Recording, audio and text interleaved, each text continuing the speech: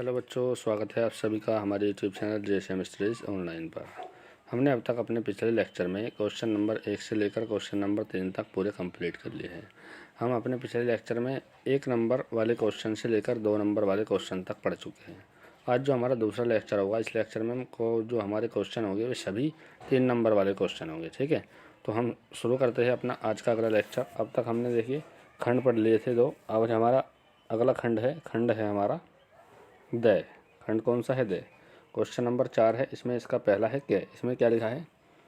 मुक्त इलेक्ट्रॉनों के अनुगमन वेग से आप क्या समझते हैं, यानी मुक्त इलेक्ट्रॉनों का अनुगमन वेग क्या होता है, इसके बारे में आपको परिभाषा लिखनी है। फिर लिखना है अनुगमन वेग के सिद्धांत के आधार पर ओम के नियम का निगमन कीजिए, यानी अनुगमन वेग का सिद्धांत लगाना है और आपको उसी के आधार पर ओम के नियम का सत्यापन करना है। ठीक है, तो सबसे पहले हम देखते हैं अनुगमन वेग होता क्या है। तो लिखा है, देखिए ऐसे ही आपको पेपर में करना है। मुक्त इलेक्ट्रॉनों का अनुगमन, या इसी का दूसरा नाम क्या है? अपवाह वेग। ठीक है, या इसी को क्या बोलते हैं हम? Drift velocity. ठीक है, तो ये अपवाह वेग के नाम से भी आ सकता है, इसको भी आपको ध्यान में रखना है।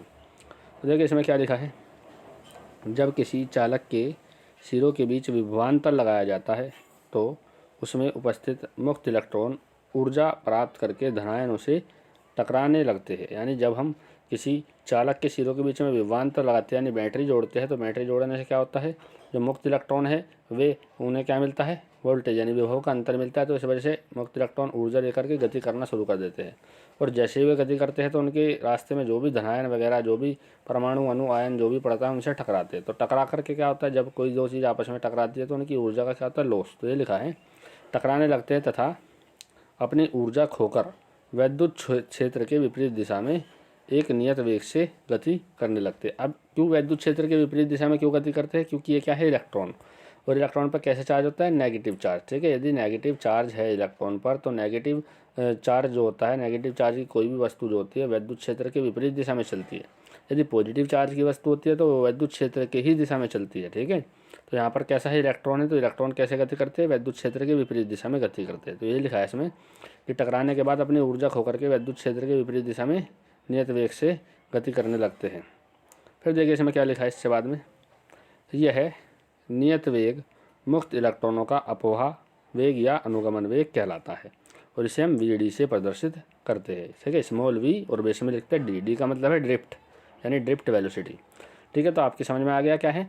एक बार और देखते हैं। जब किसी चालक के सिरों के बीच विभवांतर लगाया जाता है तो उसमें उपस्थित मुक्त इलेक्ट्रॉन ऊर्जा प्राप्त करके धनायनों से टकराने लगते हैं तथा अपनी ऊर्जा खोकर, जब टकराते हैं तो उनकी ऊर्जा नष्ट होती है, तो इसमें कहा तथा अपनी ऊर्जा खोकर वैद्युत क्षेत्र के विपरीत दिशा में एक नियत वेग से गति करने लगते हैं, और यह नियत वेग मुक्त इलेक्ट्रॉनों का अपवाह वेग या अनुगमन वेग कहलाता है। ठीक है, और इसे हम वी से प्रदर्शित करते हैं। अब इसका डेरिवेशन है। डेरिवेशन में क्या कहा था कि अनुगमन वेग के सिद्धांत के आधार पर आपको ओम के नियम का सत्यापन करना है। तो देखिए क्या लिखा है भाई इसमें, अनुगमन वेग यानी वी के आधार पर ओम के नियम का सत्यापन। ठीक है, इसमें लिखा है माना एक चालक छड़ की लंबाई स्मॉल एल तथा अनुप्रस्थ काट का क्षेत्रफल कैपिटल है, यानी हमने एक कोई छड़ ले लिया है जिसकी लंबाई क्या मान ली हमने? स्मॉल एल, और जो उसकी क्षेत्रफल है, अनुप्रस्थ काट का जो क्षेत्रफल है वो क्या मान लिया? Capital A. ये देखिए इस प्रकार की एक छड़ है। ठीक है, ये छड़ है, ये इतनी मोटी छड़ है, इसका जो अनुप्रस्थ काट का क्षेत्रफल है ये है ए, और इसकी जो लंबाई है यहाँ से लेकर यहाँ तक वो क्या मान लिया? Small L. ठीक है, अब जो वैद्युत क्षेत्र होता है, वैद्युत क्षेत्र होता है प्लस वाले सिरे से माइनस वाले सिरे की ओर, तो वैद्युत क्षेत्र तो इस दिशा में होगा, पर इलेक्ट्रॉन वैद्युत क्षेत्र के विपरीत दिशा में गति करेंगे। ठीक है, क्योंकि इन पर कैसे चार्ज होता है? Negative charge. तो फिर देखिए क्या लिखा है, फिर लिखा है चालक के प्रति एकांक आयतन में मुक्त इलेक्ट्रॉनों की संख्या स्मॉल एन। ये जो चालक है इसके प्रति एकांक आयतन में इलेक्ट्रॉनों की संख्या, मुक्त इलेक्ट्रॉनों की संख्या हमने क्या मान लिया? स्मॉल एन है। जब चालक छड़ के सिरों के बीच कैपिटल वी विभवांतर लगाया जाता है तो मुक्त इलेक्ट्रॉन वी वेग से गति करते हैं, यानी जैसे हम इसके सिरों के बीच विभवांतर यानी बैटरी लगाते हैं तो बैटरी लगाने से क्या होता है, जो इलेक्ट्रॉन है ये नियत वेग से वी से गति करना शुरू कर देते हैं। तो अब देखते हैं इसका डेरिवेशन। तो देखिए फिर से हमने चित्र लिया है जिससे आपको सुविधा हो देखने में। तो इसमें देखिए क्या करना है हमको, सबसे पहले देखिए हम चालक के सिरों पर विभवांतर लगाने पर उसमें उत्पन्न वैद्युत क्षेत्र। तो वैद्युत क्षेत्र कितना होता है? वैद्युत क्षेत्र का फॉर्मूला होता है E बराबर वी अपॉन एल। एल का मतलब क्या है? दूरी, यानी दोनों सिरों के बीच की दूरी कितनी है। वास्तव में फॉर्मूला क्या होता है? फॉर्मूला होता है E बराबर वी अपॉन डी। ठीक है, डी क्या होती है? दूरी, पर यहाँ दूरी हमारी कितनी है? दोनों के सिरों के बीच की दूरी है हमारी स्मॉल एल, तो इसीलिए हम बेस में क्या लिखेंगे स्मॉल एल। ठीक है, फिर लिखा है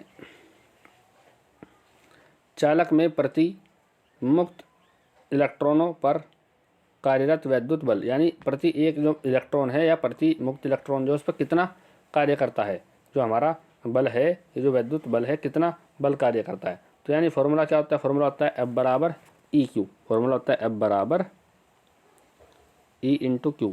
क्यू क्या होता है आवेश। अब आवेश किसका देखेंगे यहाँ पे, जिसकी हम बात कर रहे हैं, बात किसकी कर रहे हैं मुक्त इलेक्ट्रॉन की। तो मुक्त इलेक्ट्रॉन का आवेश क्या होता है स्मॉल ई।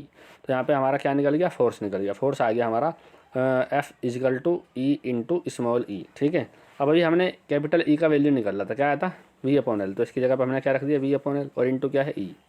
तो अब हमें पता चल गया प्रति इलेक्ट्रॉन पर कितना फोर्स लगेगा, प्रति इलेक्ट्रॉन पर फोर्स लगेगा ये F बराबर V स्मॉल ई अपॉन एल। अब हम देखेंगे प्रति इलेक्ट्रॉन में उत्पन्न त्वरण, यानी जो इलेक्ट्रॉन है जो गति कर रहे हैं हर एक इलेक्ट्रॉन का त्वरण कितना होगा। देखिए त्वरण का फॉर्मूला क्या होता है, ए बराबर आपने पढ़ा है F अपॉन एम। ठीक है, F का वैल्यू क्या था V E अपॉन एल और बेस में क्या है M। इसको मान लिया हमने समीकरण नंबर फर्स्ट। इसके बाद में देखिए अभी तो ये हमारा जो निकल का आया त्वरण ये किसका आया, केवल एक इलेक्ट्रॉन का, क्योंकि प्रति इलेक्ट्रॉन की बात करें थे। अब वहाँ जो हमारा चालक है चालक के अंदर बहुत सारे इलेक्ट्रॉन होंगे। ठीक है, तो हम देखेंगे कि टोटल इलेक्ट्रॉन जितने भी हैं उन सब का टोटल वेग कितना होगा, यानी त्वरण तो हमने देख लिया, अब देखेंगे वेग कितना होगा। तो तार में स्मॉल n इलेक्ट्रॉन गति करते हैं, यदि इलेक्ट्रॉन की टक्कर में लगे औसत समय क्रमशः क्या हो टो 1 टो 2 टो 3 व टो n, यानी मान लिया जी n पार्टी n अणु है, यानी n क्या है इलेक्ट्रॉन है। तो जो टक्कर होगी, जो टक्कर में लगेगा औसत समय वो भी कहाँ तक लगेगा, यानी n तक लगेगा। तो इसीलिए हमने क्या मान लिया टो n। ठीक है, औसत समय होता है टो n हो तो इलेक्ट्रॉनों का औसत अनुगमन वेग, तो औसत अनुगमन वेग लगाएंगे न्यूटन की गति की पहले समीकरण से। तो देखिए न्यूटन की गति की पहली समीकरण क्या होती है, v बराबर u प्लस ए टी। ठीक है, v यानी हम क्या देख रहे हैं अनुगमन वेग, तो इसीलिए बेस में क्या लिख देंगे वी डी।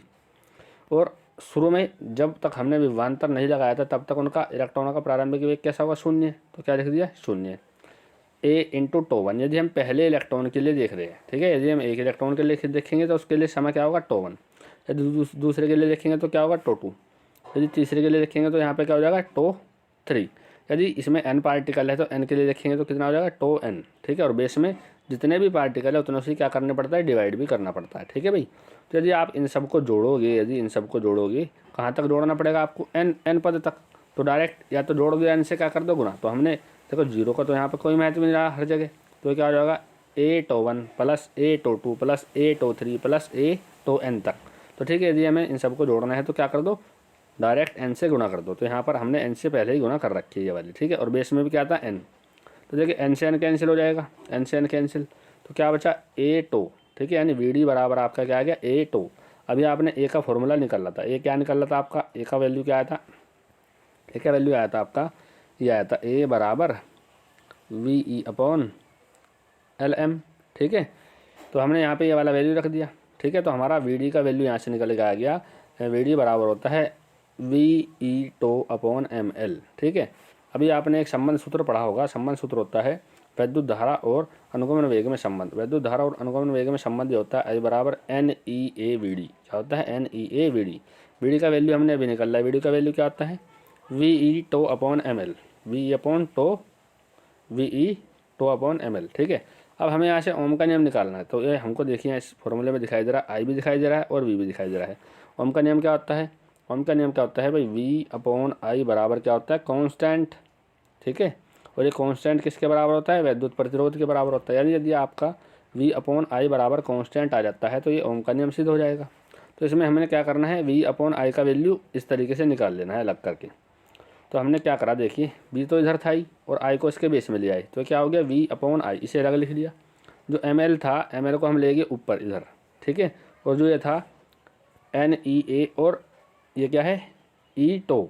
ठीक है, ई की यदि गुना करेंगे तो कितना हो जाएगा ई स्क्वायर, तो ये आपका बन जाता है N E square A two, और ये सब का सब कहाँ चला जाएगा बेस में। ठीक है, तो ये आपका फॉर्मूला बन जाता है वी अपॉन आई बराबर M L N E square A two. ठीक है, एम क्या होता है, एम क्या होता है भाई इलेक्ट्रॉन का द्रव्यमान जो नहीं बदलता। एल क्या है चालक की लंबाई जो नहीं बदलेगी। भाई चालक यदि आपने 15 मीटर लंबा लिया है या 1 मीटर लंबा लिया तो 1 मीटर लंबा ही रहने वाला है वो। ठीक है। विभवांतर लगाने से लंबाई तो घटने वाली नहीं है, यानी आपका जो इलेक्ट्रॉन का द्रव्यमान है वो भी क्या है, कांस्टेंट। चालक की लंबाई भी क्या है, कांस्टेंट। n क्या है, एकांक आयतन में उपस्थित इलेक्ट्रॉनों की संख्या। तो ये भी क्या रहेगी, हमेशा एकांक आयतन में उपस्थित इलेक्ट्रॉनों की संख्या जितनी है उतनी बनी रहेगी, यानी n भी क्या है, कांस्टेंट। E क्या होता है, इलेक्ट्रॉन का मूल आवेश, ये कभी नहीं बदलता। इसके बाद क्या है, क्षेत्रफल, यानी ये क्या था, जो आपने चालक छड़ लिया था उसकी अनुपस्थित काट का क्षेत्रफल कितना था, ए, ये भी उतना ही रहने वाला। और टो क्या होता है, औसत समय, तो खुद से ही औसत समय, यानी ये भी नहीं बदलेगा। तो यानी ये सारी चीज़ें जितनी भी इधर ब्रैकेट के अंदर लिखी है सब क्या है, कांस्टेंट है, ठीक है। और आपका ओम का नियम क्या होता है, वी अपॉन आई बराबर कांस्टेंट, ये तो होता है वी अपॉन आई बराबर कांस्टेंट। यदि कांस्टेंट है तो इसे क्या बोलते हैं, ओम का नियम, ठीक है। तो यही लिख रखा है इसमें कि M L upon N E square A two निश्चित ताप पर क्या लिखा है, नियतांक है, यानी ये नहीं बदलती चीज़ें। तो यानी हम क्या लिख सकते हैं इसकी जगह, कांस्टेंट। और ये कांस्टेंट किसके बराबर होता है भाई, विद्युत प्रतिरोध के बराबर होता है। यही चीज़ हमें सिद्ध करनी थी इसमें कि ओम का नियम हमें सिद्ध करना था अनुगमन वेग के आधार पर, ठीक है। तो आपकी समझ में आ गया होगा ये। इसके बाद देखते हैं अगला क्वेश्चन। अगला क्वेश्चन है 6। इसमें देखिए क्या लिखा है, एक उत्तल लेंस तथा अवतल लेंस की फोकस दूरी 10 सेंटीमीटर व 50 सेंटीमीटर है। दोनों लेंस संपर्क में रखे हैं, दोनों लेंसों को एक दूसरे से संपर्क में रखा गया है। इस युग्म से 25 सेंटीमीटर दूरी पर वस्तु रखी है। वस्तु के प्रतिबिंब की स्थिति ज्ञात कीजिए। अब ये दो लेंस है, एक लेंस की फोकस दूरी कितनी है, f1, ठीक है। f1 है वो किसकी होगी, उत्तल लेंस की। उत्तल लेंस की 10 दिया है तो उत्तल लेंस की फोकस दूरी हमेशा कैसी होती है, पॉजिटिव। और जो अवतल लेंस है, अवतल लेंस की फोकस दूरी कैसी होती है, नेगेटिव की। तो f2 हमने क्या मान लिया, -50, ठीक है। जो वस्तु रखी थी इन दोनों से वो कहाँ रखी थी, 25 सेंटीमीटर दूरी पर।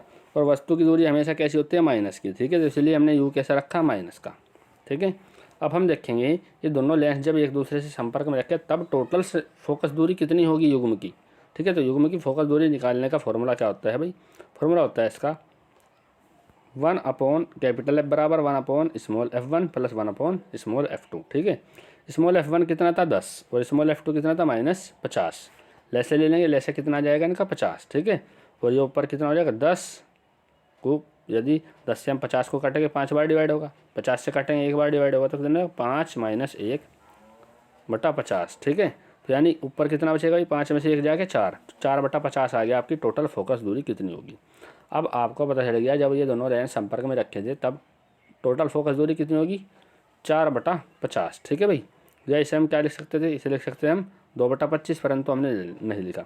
अब हमें पता है इसमें कि जो वस्तु है, वस्तु कहाँ रखी थी हमारी, वस्तु दे रखी थी हमें 25 सेंटीमीटर दूरी पर। अब लगा देंगे फोकस दूरी का दर्पण के लिए जो आपका फॉर्मूला होता है लेंस के लिए, 1/f बराबर 1/v माइनस 1/u, ठीक है। तो इसमें हमने क्या करा, 1/f का वैल्यू आपका कितना आया था भाई, देख लीजिए 1/f, 1 जो f है 1/f का वैल्यू कितना आया था, 4/50। इसकी जगह हमने लिख दिया 4/50 बराबर 1/v प्रतिबिंब की स्थिति आपको निकालना था, 1/u कितना था, -25, ठीक है। अब हमने क्या करना है, ये जो आपका वैल्यू है 1/-25 इधर ले जाइए, कैसा हो जाएगा, प्लस का, ठीक है भाई। माइनस माइनस कैसा हो जाएगा यहाँ पर प्लस, यदि इधर जाओगे तो फिर से माइनस का हो जाएगा। तो ये आ गया आपका 4/50 और -1/25, लेसे कितना आएगा, 50, ठीक है। यदि 50 से डिवाइड करोगे तो 1 बार डिवाइड होगा, यानी 4 आ जाएगा ऊपर। यदि इससे डिवाइड करोगे 50 को तो 2 बार डिवाइड होगा, यानी 2 आ जाएगा ऊपर, ठीक है। यानी 4 - 2 बटा कितना हो गया, 50, यानी ऊपर से आप घटाओगे तो 2 बटा कितना बच जाएगा, 50, ठीक है। यानी आप इसे कैसे लिखते थे, 1/25। जैसे यदि आप क्रॉस मल्टीप्लाई करोगे इसकी गुणा इधर और इस 1 की गुणा इधर हो जाएगी नीचे, तो v बराबर कितना आ जाएगा, 25 सेंटीमीटर। यानी आपकी वस्तु भी कहाँ रखी है, 25 सेंटीमीटर पर, तो प्रतिबिंब भी कहाँ बनेगा लेंस के दूसरी ओर 25 सेंटीमीटर पर ही बनेगा, ठीक है। इसके बाद देखते हैं अगला क्वेश्चन। अगला क्वेश्चन है इसमें कहा है धारा तथा वोल्टता संबंधी किरचॉफ का नियम लिखिए। यानी धारा और वोल्टता संबंधी किरचॉफ के नियम लिखने हैं। एक होता है इसका धारा से संबंधित नियम और एक होता है वोल्टता से संबंधित नियम। तो ये दोनों ही नियम हमको लिखने हैं। तो पहला नियम देखते हैं हम, किरचॉफ के विद्युत परिपथ संबंधी नियम। प्रथम नियम में क्या लिखा है, किसी विद्युत परिपथ की किसी भी संधि पर मिलने वाली धाराओं का बीजगणितीय योग शून्य होता है, ठीक है। वेरी वेरी इंपॉर्टेंट नियम है, किसी विद्युत परिपथ की किसी भी संधि पर मिलने वाली समस्त धाराओं का बीजगणितीय योग शून्य होता है, ऐसे भी लिख सकते हैं। अर्थात सिग्मा आई बराबर क्या होगा, शून्य। ये हमने क्या मान लिया, समीकरण फर्स्ट। अब देखिए इसका चित्र में आपको ये पॉइंट दिखाई दे रहा है एक O, ठीक है। इस पर सभी दिशाओं से विद्युत धारा आ रही है और जा भी रही है। जो विद्युत धाराएं आती है उन्हें लिखते हैं हम पॉजिटिव से, और जो विद्युत धाराएं जाती है इस संधि से निकल करके उन्हें लिखते हैं नेगेटिव से। ठीक है भाई, जो इसकी ओर आती है पॉइंट ओ की ओर वे क्या होगी हमारी पॉजिटिव चिन्ह से लिखी जाएगी, और जो इससे दूर जाएगी वे कैसे लिखी जाएगी नेगेटिव चिन्ह से लिखी जाएंगी। तो इसमें देखिए क्या लिखा है, इसमें लिखा है माना किसी चालक जिसमें धाराएं I1, I2, I3 व I4 व I5 तथा I5 प्रवाहित हो रही है, संधि कैपिटल O पर मिलती है। सारी की सारी संधि कैपिटल O पर मिल रही है। संधि की ओर आने वाली धाराएं धनात्मक तथा संधि से दूर जाने वाली धाराएं ऋणात्मक ली जाती है। यानी संधि की ओर जो आ रही है ये वाली पॉजिटिव होगी, ये वाली भी पॉजिटिव होगी। ठीक है, और ये जो तीन है आपकी I3, I4 और I5 ये कैसी होगी नेगेटिव होगी। ठीक है, तो लिखा है अतः I1 व I2 धनात्मक, I3, I4, I5 ऋणात्मक होगी। ठीक है, तो यदि आप किरचॉफ का नियम लगाओगे तो किरचॉफ के नियम में समस्त धाराओं का बीजगणितीय योग कितना होना चाहिए, शून्य, यानी I1 प्लस I2 ये दोनों कैसी हुई प्लस की। अब हम I3 कैसे लेंगे माइनस की, क्योंकि ये संधि से दूर जा रही थी। I4 भी कैसे लेंगे माइनस की, क्योंकि ये भी संधि से दूर जा रही थी। और I5 भी कैसे लेंगे माइनस की, क्योंकि ये भी संधि से दूर ही जा रही थी। और इन सब का जो योग है किसके बराबर होगा, शून्य के बराबर। अब ये तीनों माइनस वाली वैल्यू है इसे आप इधर ले आइए, कैसी हो जाएगी प्लस की। तो हो जाएगा आपका I1 प्लस I2 बराबर I3 plus I4 plus I5। ठीक है, इसके बाद देखिए क्या लिखा है, अतः परिपथ के किसी बिंदु पर आने वाली धाराओं का योग उस बिंदु से जाने वाली धाराओं के योग के बराबर होता है। भाई इस बिंदु पर दो वैद्युत धाराएं आ रही थी, कौन कौन सी, I1 आ रही थी और I2 आ रही थी। I1 भी जा रही थी और I2 भी आ रही थी, तो इन दोनों का जो योग है इन तीनों के योग के क्या होगा बराबर।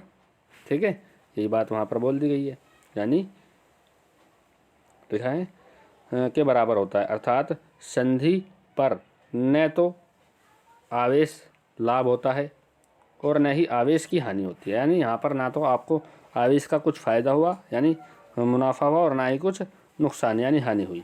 तो यह नियम आपका क्या कहलाता है, यह नियम कहलाता है, यह नियम आवेश संरक्षण नियम पर आधारित है। तो यह पूछा जाता है किरचॉफ का जो प्रथम नियम है वो किस राशि का संरक्षण पर आधारित है, तो वो किस पर है, आवेश के संरक्षण पर आधारित है। इसके बाद देखते हैं दूसरा नियम, जो किरचॉफ का दूसरा नियम उसे बोलते हैं वोल्टता का नियम। ठीक है, तो द्वितीय नियम इसमें देखते हैं क्या लिखा है, किसी परिपथ में प्रत्येक लूप या बंद पास के विभिन्न भागों में प्रवाहित होने वाली धाराओं एवं संगत प्रतिरोधों के गुणनफल का बीजगणितीय योग उस पास या लूप में लगने वाली समस्त वैद्युत वाहक बलों के बीजगणितीय योग के बराबर होता है। ठीक है, ये देखिए इस प्रकार से एक पास है, ये वाला एक पूरा पास है बंद पास। ठीक है, तो यानी अर्थात इसे कैसे लिख सकते हैं, सबसे पहले देखते हैं अर्थात इसे लिखते हैं सिग्मा IR बराबर सिग्मा E। ठीक है, अभी जो पास है आपका पास नंबर 1 और ये जो नीचे है इसे माना पास नंबर 2। ठीक है, तो इस पास में जितना भी आपका प्रतिरोध और जितना भी आपका क्या है वैद्युत धारा प्रवाहित हो रही है उन दोनों का जो गुणनफल है और उनका योग इस पास में लगने वाले समस्त वैद्युत वाहक बल के बीजगणितीय योग के क्या होगा बराबर होता है। ठीक है, ये है आपका किरचॉफ का द्वितीय नियम। इसमें देखते हैं क्या लिखा है, इस नियम को प्रयुक्त करते समय धारा की दिशा में चलने वाली धारा व इसके संगत प्रतिरोध का गुणनफल धनात्मक लेते हैं तथा सेल से विद्युत अपघटय में ऋण इलेक्ट्रॉन से धन इलेक्ट्रॉन की ओर चलने वाले विद्युत वाहक बल धनात्मक लेते हैं। ठीक है, यानी यदि धारा की दिशा में चलने वाली धारा लोगे और उसके संगत प्रतिरोध लोगे तो सारे कैसे हो गए पॉजिटिव, और सेल से जो विद्युत अपघटय है उसकी ऋण इलेक्ट्रोड से धन इलेक्ट्रॉन की ओर चलने पर जितने भी आपके वैद्युत वाहक बल रास्ते में पड़ेंगे वे सब कैसे होगी पॉजिटिव यानी धनात्मक ही लेंगे। अब इसमें देखिए चित्र में जैसा आपको दिखाया गया है प्रदर्शित पास यानी यहाँ पर क्या रहेगा प्रदर्शित पास 1 के लिए, यदि इसके लिए देखते हैं आप तो इसमें क्या होता है I1 R1 minus I2 R2 और बराबर E1 माइनस E2। अब देखिए बीच में माइनस है, माइनस क्यों लिया गया है, अब देखते हैं इसमें माइनस क्यों लिया है भाई। तो देखिए आपका पॉजिटिव सिरा इधर से है, इधर से आपकी वैद्युत धारा इस तरीके से चल रही है। ठीक है, और वैद्युत धारा इस तरीके से जा रही है।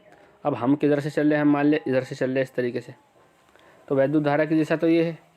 ठीक है, और हम इधर से चल रहे हैं तो ऋण सिरे से धन सिरे की ओर चलना है। आपका देखिए ऋण सिरा कहाँ पर है, इसमें ऋण सिरे से धन सिरे की ओर हमें चलना है। ऋण सिरा ये है, यानी इधर से इधर की ओर चलना है।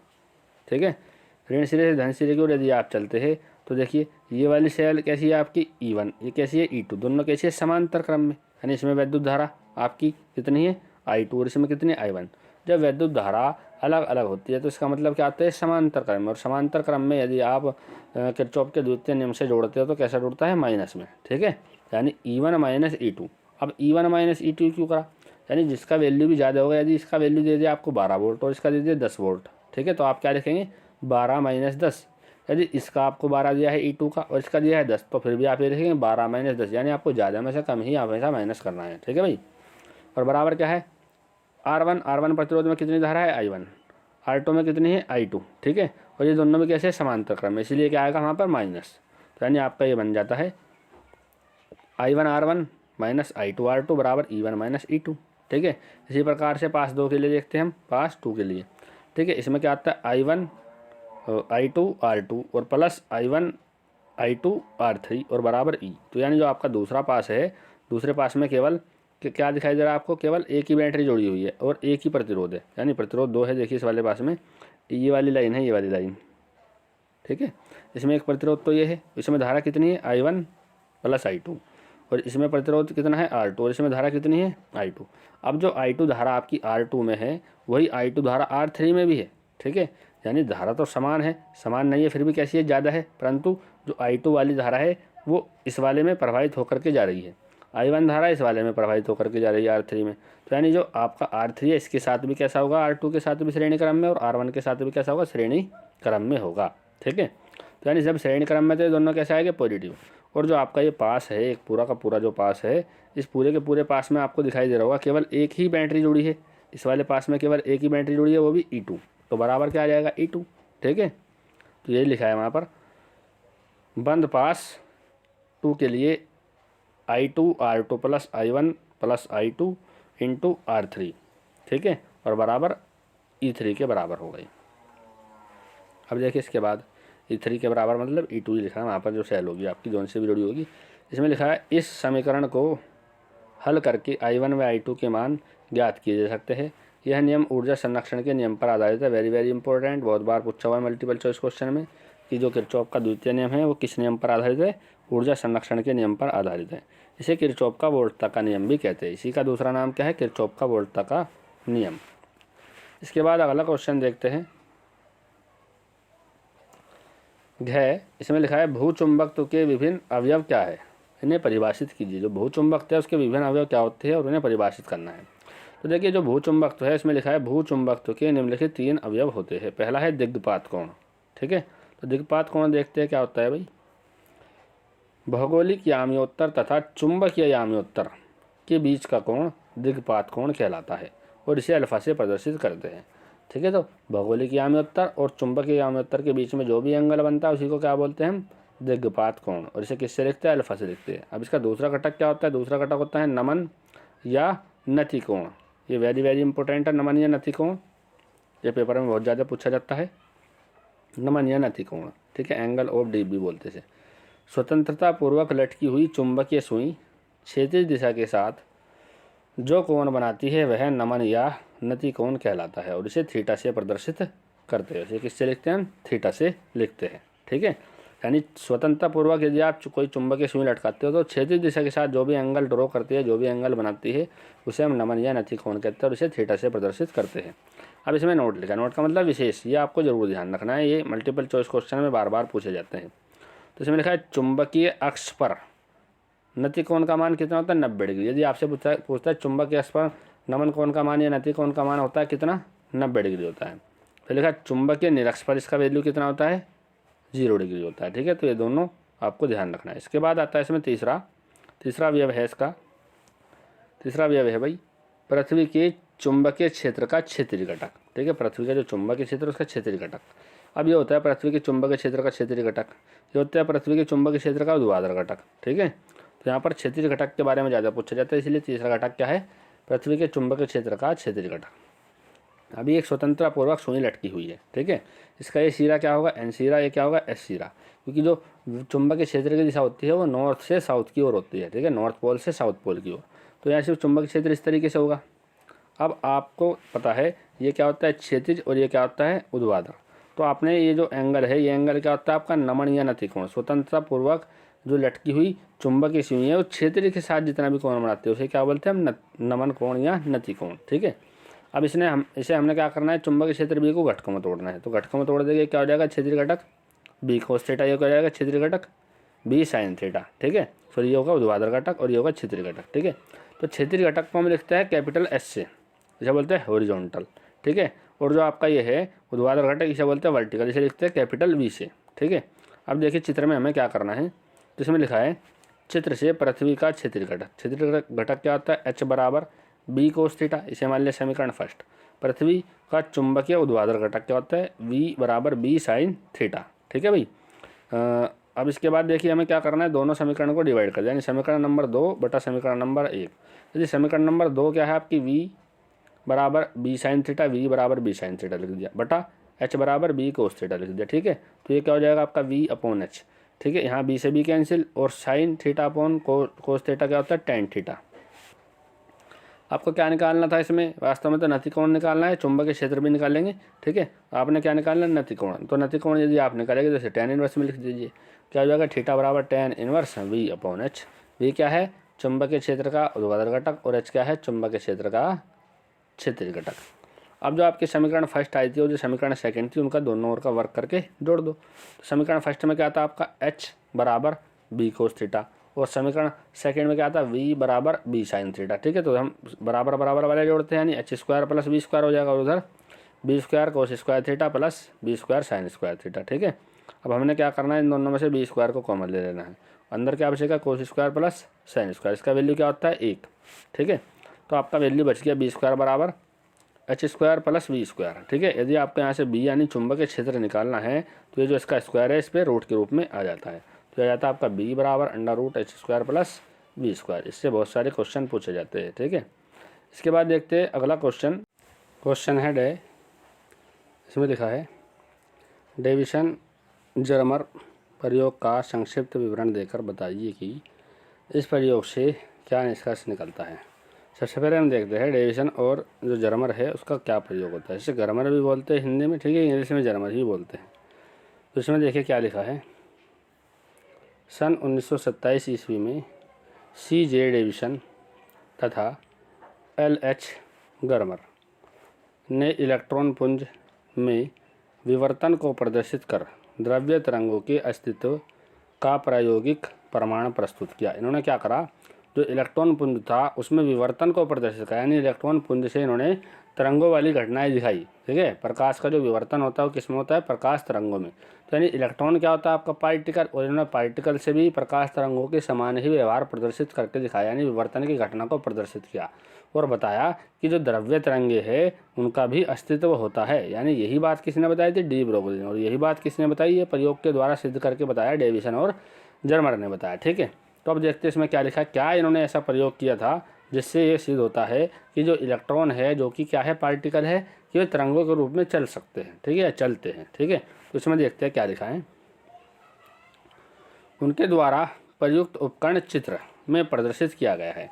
अब देखिए चित्र कैसा होता है, चित्र इस प्रकार का इसमें होता है। इसमें क्या होता है, इसमें एक इलेक्ट्रॉन गन होती है, ये होती है आपकी इलेक्ट्रॉन गन जी। ठीक है, इसमें एक फिलामेंट लगा था कैपिटल एफ। ठीक है, वह इलेक्ट्रॉन गन से क्या होता है, इलेक्ट्रॉनों को भेजा जाता है और इस पर निकल क्रिस्टल पर जाकर के टकराते हैं, और जैसे ही टकराते हैं अपने पथ से विक्षेपित हो जाते हैं। यही घटना क्या होती है, विवर्तन। तो यही घटना कौन दिखा रहा है, आपका इलेक्ट्रॉन पुंज दिखा रहा है। इसका मतलब क्या है, इलेक्ट्रॉन भी किसके रूप में चलते हैं, तरंगों के रूप में चलते हैं, परंतु किससे मिलकर के बने होते हैं, द्रव्य से मिलकर के बने होते हैं, इसीलिए इन्हें क्या बोलते हैं हम, द्रव्य तरंगे। ठीक है, और यही डी ब्रोगली भाई साहब ने हमको बतलाया था। तो अब देखते हैं इसमें प्रयोग में क्या क्या लिखा गया है। इसमें कैपिटल जी एक इलेक्ट्रॉन गन है जिससे इलेक्ट्रॉन समांतर किरण पुंज के रूप में निर्गत होते हैं। निर्गत का मतलब निकलते हैं। इस इलेक्ट्रॉन गन में टंगस्टन का एक तंतु कैपिटल एफ होता है, जो हमने आपको दिखाया था, जो बीच में लगा हुआ था, कैपिटल एफ होता है, जिस पर बेरियम ऑक्साइड का लेप होता है। यानी इस पर क्या कर देते हैं हम, बेरियम ऑक्साइड का लेप कर देते हैं दोनों तरफ से। ये जो बेरियम ऑक्साइड है इसका लेप किया रहता है। ठीक है, और ये बॉक्स के अंदर एक बंद कर दिया जाता है। फिर लिखा है, इसे कम विभव की बैटरी यानी लो टेंशन बैटरी से गर्म किया जाता है। यानी इसे कम विभव वाली बैटरी से गर्म किया जाता है, जिसके फलस्वरूप इससे इलेक्ट्रॉन उत्सर्जित होते हैं। जिसे हम गर्म करते हैं तो इससे फिलामेंट से इलेक्ट्रॉन निकलने शुरू हो जाते हैं। उत्सर्जित होने वाले इलेक्ट्रॉनों को पहले एक परिवर्ती विभव कैपिटल V द्वारा त्वरित किया जाता है। ठीक है, इसमें लो बैटरी से जब आप इसको गर्म कर रहे हैं, यानी इसमें आपने क्या करा, लो बैटरी से इसको गर्म कर रहे हैं, तो लो बैटरी से जब गर्म करते हैं तो इलेक्ट्रॉन तो निकलते हैं, परंतु इलेक्ट्रॉन के पास इतना त्वरण नहीं हो पाता है कि वो तेज़ी से गति कर सके। तो उसके लिए क्या करना पड़ता है, उसके लिए एक बड़ी बैटरी लगानी पड़ती है। ठीक है, तो ये हमने बड़ी बैटरी लगा रखी है। ठीक है, जिससे क्या होगा, जो ये इलेक्ट्रॉन यहाँ पर निकल करके आएंगी उन्हें क्या मिलेगा, त्वरण मिलेगा, यानी वो त्वरित गति से तेज़ी से गति करेंगे। ठीक है, और ये एक छोटा सा छिद्र होता है जिससे इलेक्ट्रॉन निकलना शुरू कर देते हैं, और जिस भी टारगेट से इनको टकराना होता है उसी टारगेट को हम उसके सामने रख देते हैं। ठीक है, तो फिर लगा तत्पश्चात ये इलेक्ट्रॉन एक संकीर्ण पुंज के रूप में इलेक्ट्रॉन गन से बाहर निकलते हैं। ठीक है, उसके बाद ये इलेक्ट्रॉन गन से बाहर निकलते हैं एक संकीर्ण पुंज, संकीर्ण का मतलब एक पतले से प्रकाश तरंग के रूप में बाहर निकलते हैं। ठीक है, फिर लिखा है और सामने रखे निकिल के क्रिस्टल पर अभिलंबवत आपतित होते हैं। अभिलंबवत का मतलब 90 डिग्री के एंगल पर जाकर के गिरते हैं। क्रिस्टल इन इलेक्ट्रॉनों को विभिन्न दिशाओं में विवर्तित कर देता है। ये जो क्रिस्टल है, क्रिस्टल से जब ये टकराते हैं तो उन्हें सभी दिशाओं में यानी विभिन्न दिशाओं में बखेर देता है। ठीक है, जैसे मान लिया आपने एक गिलास में पानी लिया और उसको आप पृथ्वी पर या नीचे धरती पर डाल ले तो सभी दिशाओं में वो बिखर जाता है। ठीक है, ऐसा ही ये भी करता है, जैसे क्रिस्टल से जाकर के टकराएगी तो सभी दिशाओं में इधर उधर बिखर जाएगी। इसलिए विभिन्न दिशाओं में विवर्तित इलेक्ट्रॉन पुंज की तीव्रता को नापने के लिए एक संसूचक, जिसको हम क्या बोलते हैं, फैराडे सिलेंडर लगाया जाता है। ये है आपका फैराडे सिलेंडर, जैसा आपको दिखाई दे रहा है चित्र में, ये होता है फैराडे सिलेंडर। यानी यदि प्रकाश ये पुंज जो है या इलेक्ट्रॉन पुंज जो इससे टकराई और टकरा करके यदि इस सिलेंडर से जाकर के टकराई तो यहाँ पर हमें सूचना मिलती है कि इसकी तीव्रता कितनी है, कितनी तीव्रता के आपके ये इलेक्ट्रॉन पुंज आकर के गिर रहे हैं। तो यानी इनसे हम तीव्रता का संसूचन कर सकते हैं इलेक्ट्रॉन पुंज की। जो क्रिस्टल कैपिटल C के चारों ओर एक वृत्तीय पैमाने कैपिटल S पर चलता रहता है। यानी इस तरीके से ये जो आपका ये है क्रिस्टल, इस क्रिस्टल के चारों ओर इस तरीके से एक पैमाने पर लगातार चक्कर काटता रहता है, जिससे जो ये इलेक्ट्रॉन पुंज जिससे जाकर के टकराते हैं, जिनको ये विवर्तित करता है, सभी दिशाओं में बिखेरता है, तो उससे सूचना देता रहता है कि भाई इतनी तीव्रता के ये इलेक्ट्रॉन पुंज भेजे जा रहे हैं। फिर लिखा जब विवर्तित इलेक्ट्रॉन पुंज संसूचन पर आपतित होते हैं, संसूचन मतलब इस पर, ये जो आपका है फैराडे सिलेंडर, इस पर आपतित होते हैं तो संसूचन में धारा प्रवाहित होती है, जिसे नापकर संसूचन पर आपतित इलेक्ट्रॉन पुंज की तीव्रता ज्ञात की जा सकती है। यानी इससे हम ये तीव्रता ज्ञात कर सकते हैं। इसके बाद देखते हैं इसमें क्या लिखा है। इसके बाद आपको फिर से चित्र दिखाया गया है। ठीक है, इसके बाद देखिए क्या लिखा है इसमें।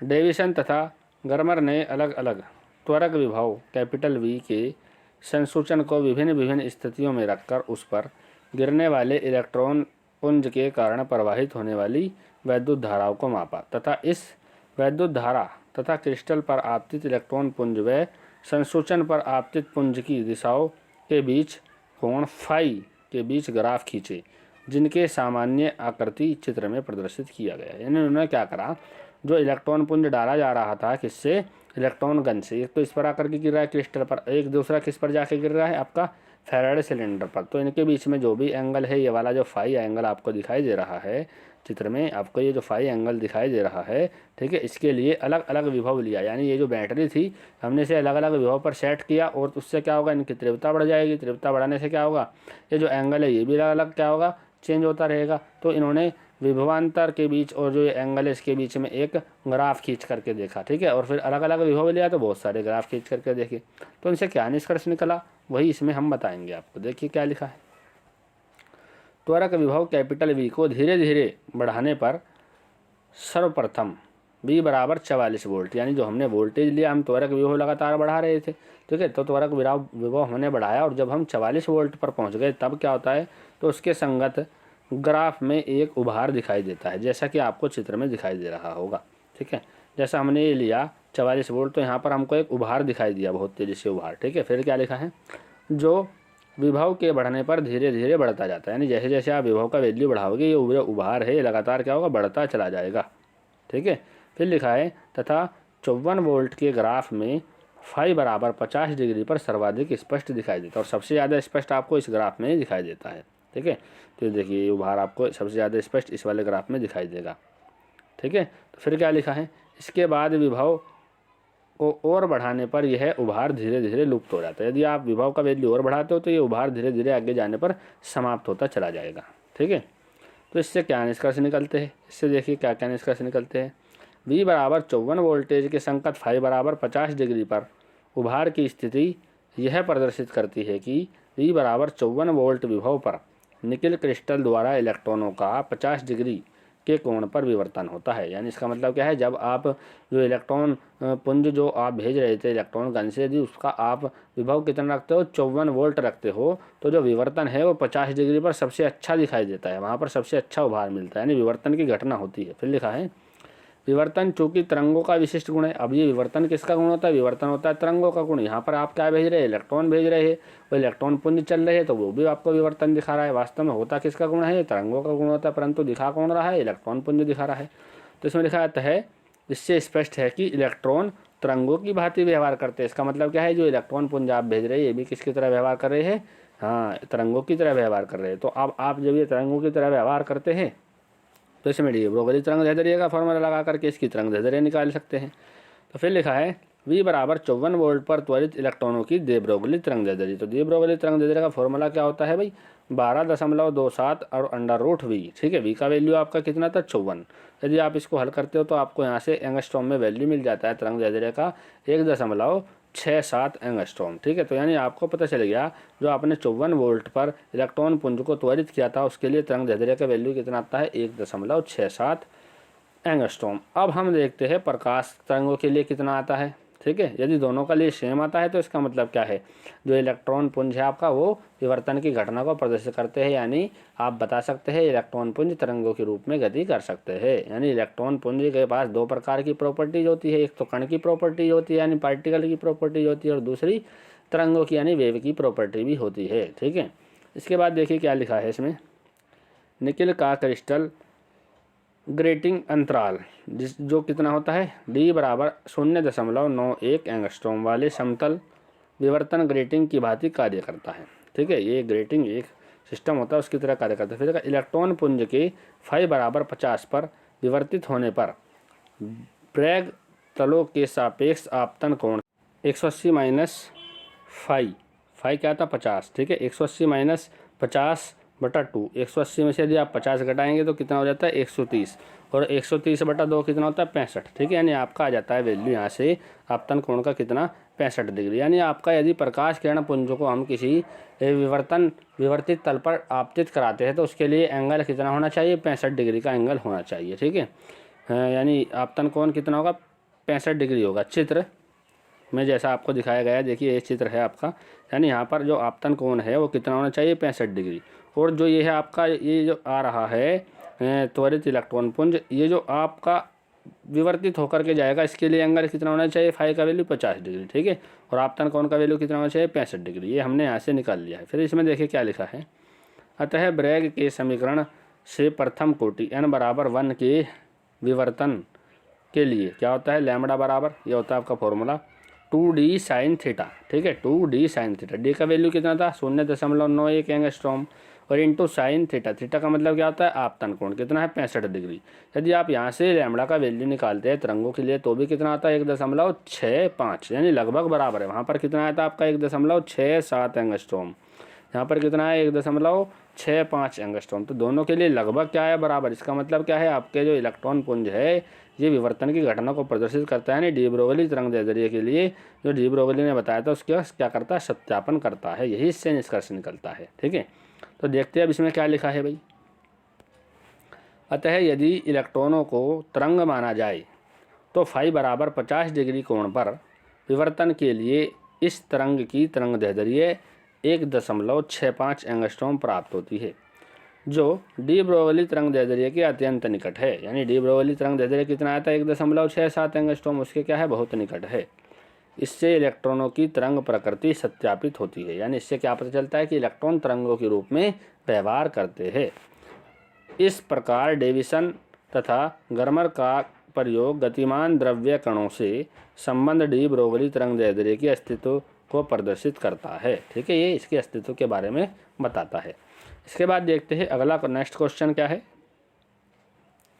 नेक्स्ट क्वेश्चन है 5, इसमें है 5वें का क्या इसमें लिखा है पीएन संधि डायोड की अग्र अभिनत स्थिति में परिपथ बनाकर अभिलाक्षणिक वक्र खींचिए तथा व्याख्या कीजिए। यानी इसमें आपको क्या बताना है, पीएन संधि डायोड का अग्र अभिनत परिपथ बनाना है और उसके लिए अभिलाक्षणिक वक्र भी खींचना है और साथ में उसके बारे में बताना भी है। तो देखिए, सबसे पहले हम देखते हैं अग्र अभिनत में किस प्रकार से हम पीएन संधि डायोड को जोड़ते हैं।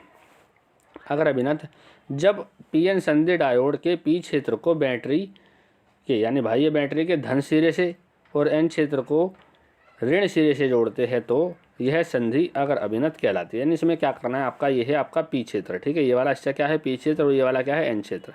पी क्षेत्र को आप बैटरी के पॉजिटिव सिरे से जोड़ते हैं और एन क्षेत्र को बैटरी के नेगेटिव सिरे से जोड़ते हैं, ठीक है। तो इस प्रकार जो है आपका संधि डायोड बनता है बैटरी के पॉजिटिव सिरे से पी क्षेत्र को जोड़ने को और जो एन क्षेत्र है उसको नेगेटिव सिरे से जोड़ने को। जो भी आपका संधि डायोड बनता है उसको हम बोलते हैं अग्र अभिनत। इससे क्या होता है, जो पॉजिटिव क्षेत्र है, पॉजिटिव क्षेत्र में ये जो आपका पी क्षेत्र है इससे इलेक्ट्रॉन निकल करके आते हैं तो यहाँ पर क्वार्टर उत्पन्न हो जाते हैं, ठीक है। और ये जो इलेक्ट्रॉन है, इलेक्ट्रॉन एन क्षेत्र के संधि जो अवक्षय परत है संधि की ओर गति करते हैं तो यहाँ पर इलेक्ट्रॉन की कमी होती है जो नेगेटिव सिरे से निकल करके पूर्ति करते हैं। इस प्रकार इसमें वैद्युत धारा बहती है जिसे हम बोलते हैं अग्र धारा, ठीक है। अब देखिए किस तरीके से कार्य करता है। इसमें क्या लिखा, इस दशा में पीएन संधि डायोड में पी क्षेत्र से एन क्षेत्र की ओर एक बाह्य वैद्युत क्षेत्र उत्पन्न हो जाता है। यानी पी क्षेत्र से और एन क्षेत्र की ओर एक बाह्य वैद्युत क्षेत्र उत्पन्न हो जाता है, जैसा कि इसमें दिखा रखा है ये, ठीक है। और आंतरिक विद्युत क्षेत्र हमेशा एन क्षेत्र से और पी क्षेत्र की ओर ही रहता है।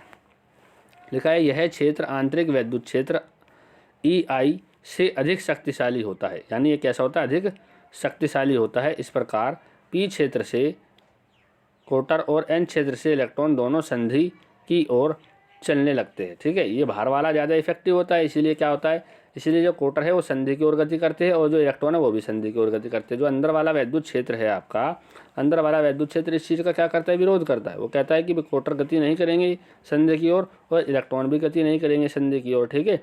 और ये क्या करता है, इस चीज़ का सपोर्ट करता है बाह्य वैद्युत क्षेत्र, ठीक है। और आपको बताया जो बाह्य वैद्युत क्षेत्र है वो ज़्यादा शक्तिशाली होता है, तो इसीलिए जो ज़्यादा शक्तिशाली होगा उसी की बात चलने वाली है। यानी कोटर क्या करते हैं, संधि की ओर गति करते हैं और इलेक्ट्रॉन भी संधि की ओर गति करना शुरू कर देते हैं।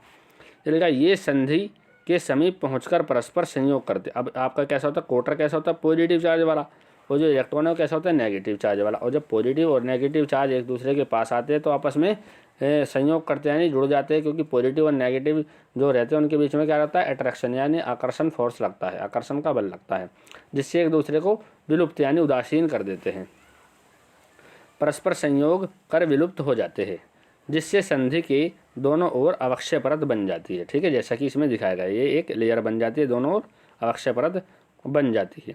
फिर लिखा है जैसे ही इलेक्ट्रॉन कोटर संयोग करते हैं पी क्षेत्र से एक इलेक्ट्रॉन बैटरी के धन सिरे पर पहुंच जाता है। या भाई यहाँ से क्या हुआ, एक कोटर चला इस वाली साइड में और वो एक इलेक्ट्रॉन से जाकर के मिल गया, यानी इसका एक कोटर कम हो गया।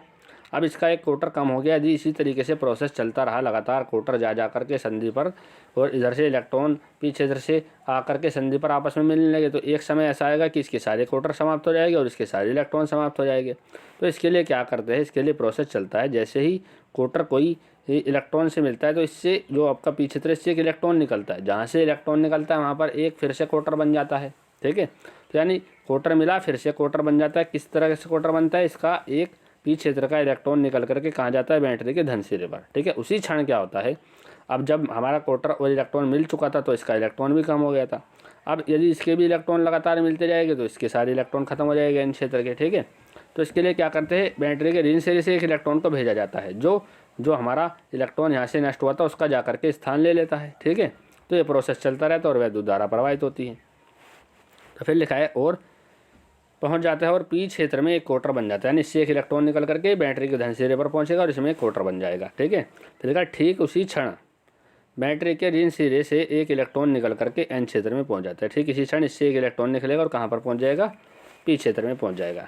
इस प्रकार पहुँच जाता है और फिर लिखा है पी क्षेत्र में पहुँचकर विलुप्त इलेक्ट्रॉन का स्थान ले लेता है, यानी जो हमारा यहाँ से इलेक्ट्रॉन नष्ट हुआ था उसकी जगह जा करके अपन उसका स्थान ले लेता है। फिर लिखा है इसमें इस प्रकार बहुसंख्यक आवेश वाहकों की गति के कारण उच्च वैद्युत धारा बहने लगती है और इसे हम अग्रधारा कहते हैं।